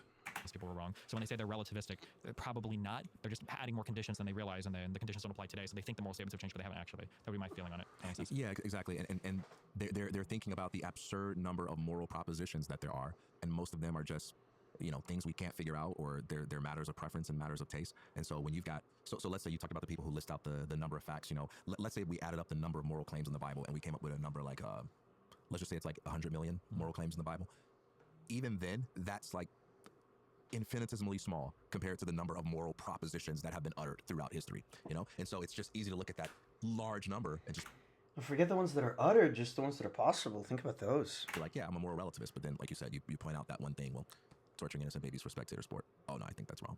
Yeah, so in a way, you are a moral relativist with respect to the vast majority of moral claims, it sounds like, because there's a functionally infinite number of moral claims that people make on Twitter today. And I would say every moral realist is. Okay. Every moral realist believes that there are an abundance of propositions. Right, because idealism and realism are not one and the same, and that's why I think it's an interesting conversation between moral realism and moral relativism. Where I would think like relativism and idealism would be the two things to kind of butt against each other, but a realist has no qualms with being relativist. I just don't understand why, like, why that justifies or allows moral relativism or moral realism itself to exist. Where aren't we still talking about like the quality of a priori morality, blah blah blah, all this stuff, right? Like realism, not relativism. I think everyone is getting tired at this point. That's what's going on.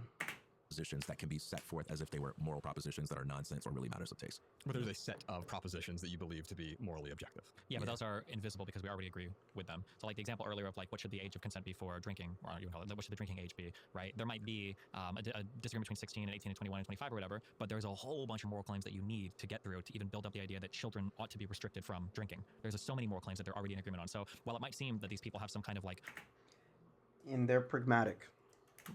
Relativism or different moral beliefs between each other. They do have different moral beliefs between each other, but like that moral belief is like the tip of the iceberg of all these other things that they have.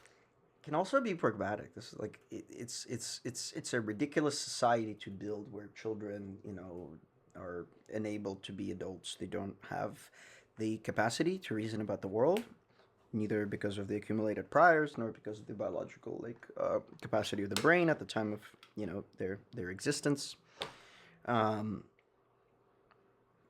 And a society of adults that has those priors that would choose to treat those children as if they were adults and give them access to the same world would be, in my opinion, immoral and also just ineffective. Have a moral agreement on that the state should have a role in protecting children, that children ought to be protected, that alcohol does bad things to the body, that whatever you're like, there's so many things you have to agree on to even get to that conversation first. Would you say a lot of your opinions or beliefs, TK, are underpinned by morality? Like, you don't vote. Is that a moral decision? Yeah, every time I get outed on this, I catch hell from people. So there we go. But no, is it part of my moral opinion? I mean, part of my moral convictions? Yeah, absolutely. Absolutely. I'm trying to think of what it might look like for me to have any thoughts that are completely independent of a moral framework. I'm not sure if I would say I do. Well, there are opinions, I assume. Like, my opinion is this team's going to win the Super Bowl, or this team's going to win the second round of the NBA playoffs this year. They probably don't have a moral underpinning, or am I wrong there too? Well, they have a moral context. So, for instance, if I have an opinion like, that the Chicago Bulls are going to win tonight, I also have the opinion that the people who vote against them are not evil. The people who want what I want are not better than the people who want the opposite. That this is a matter of taste and not a matter of fact. This is much less important than other things like how to treat a human being. And if something comes up tonight, like an emergency with a family member that prevents me from watching the game, I ought to do those things more than this thing. So there's always a moral context within which actions are performed, opinions are formed, and so on. Destiny, I'm shocked we haven't talked much about suffering today. It's come up just slightly with respect to like killing or whatever, but it seems to me that there is a sort of middle ground between, you don't have to be religious in order to believe in a moral objective reality, like Sam Harris, the moral landscape sort of is, I guess, moral objectivism to some extent. It's not moral relativism, or is it?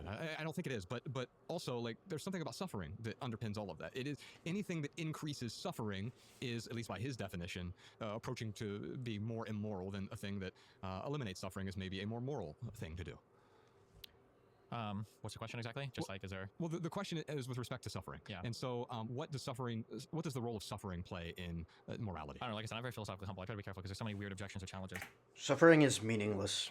Like if your goal is to reduce suffering, this is why I have to be careful with these AI guys, right? If your goal is to reduce suffering and you push the button on the air to reduce suffering as much as possible on the human planet, they would just nuke the whole world and you'd have zero suffering whatsoever. That's sort of an antinatalist perspective. Yeah, though. sure, yeah. Or even you can make things more convenient for people in ways that are harmful to them, right? Yeah, and then it's also weird because you get into a world where it's like, if I want to live a life right now that is the peak of just like physical preference pleasure, you would just be hooked up to like a heroin needle until you die, right. And you just keep upping the dose until you die, and that would be your experience would just be up, and then you would end, and there'd be no suffering. But it feels like that intuitively, that feels like a not good answer for some reason. Right.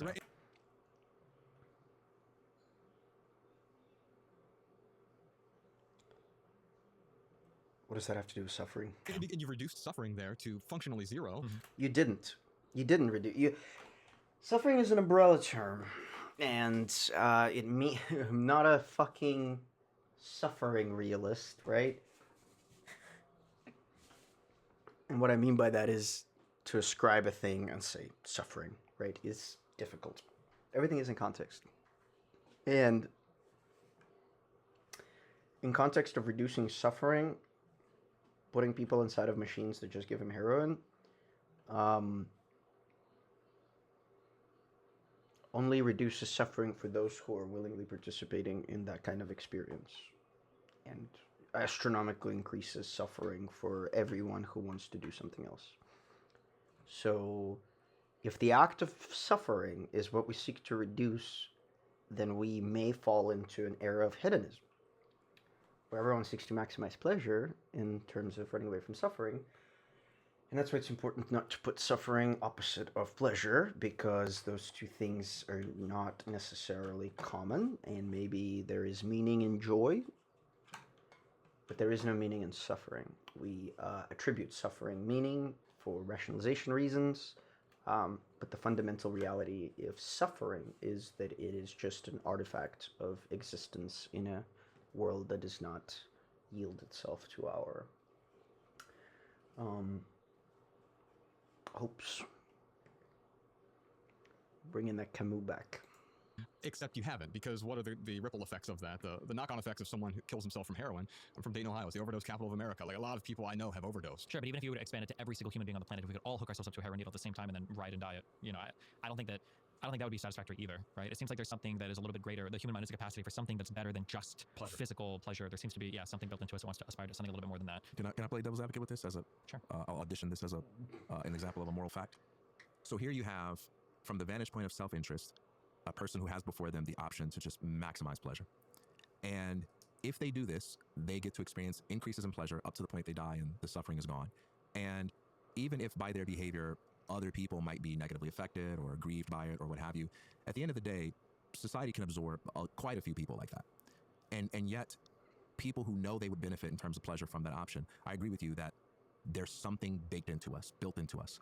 And I would say, in the same way that your mind runs into those mental walls of trying to conceive contradictions or trying to violate epistemic principles, that would be an example of a moral wall that's telling you, no, you know that life is about more than that. You know that. Don't do that. That's not right. Yeah, I'm hearing you. I think we'd run into the same problem we ran into earlier. I would say, well, of course, that's the case, because if our minds were built that way, then we wouldn't have made it this far. So our minds could only be this way, that we have the capacity for something greater than ourselves.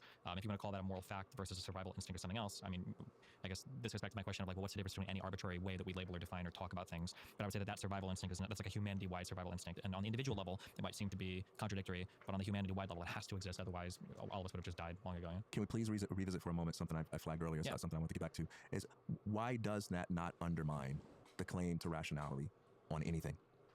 Bingo. Why does that not undermine the claim to rationality on, like, even perceiving physical objects or whatever? Or even reasoning correctly? I mean, this is very unsatisfactory.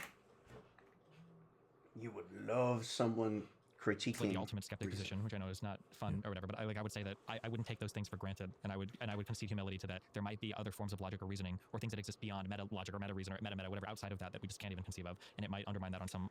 I think we can conceive of them. Just come background, come enough priors. It's happened many times. It literally, like, dude, do you see what, like, people are talking on a screen, recorded from I'm here live streaming a video I'm going to post on YouTube, commentating on that. It is unexplainable and absurd and inconceivable to a person 50 years ago. Now, as a concept, it might be conceivable. As an implementation of what those things actually look like, that's what I mean. It's completely inconceivable. I forgot it's 2026 and 50 years was 1970s, right before the dawn of the internet. So let me say 100 years, because, oh my God, that's not that long ago. Wow. Well, with that, I'll be right back.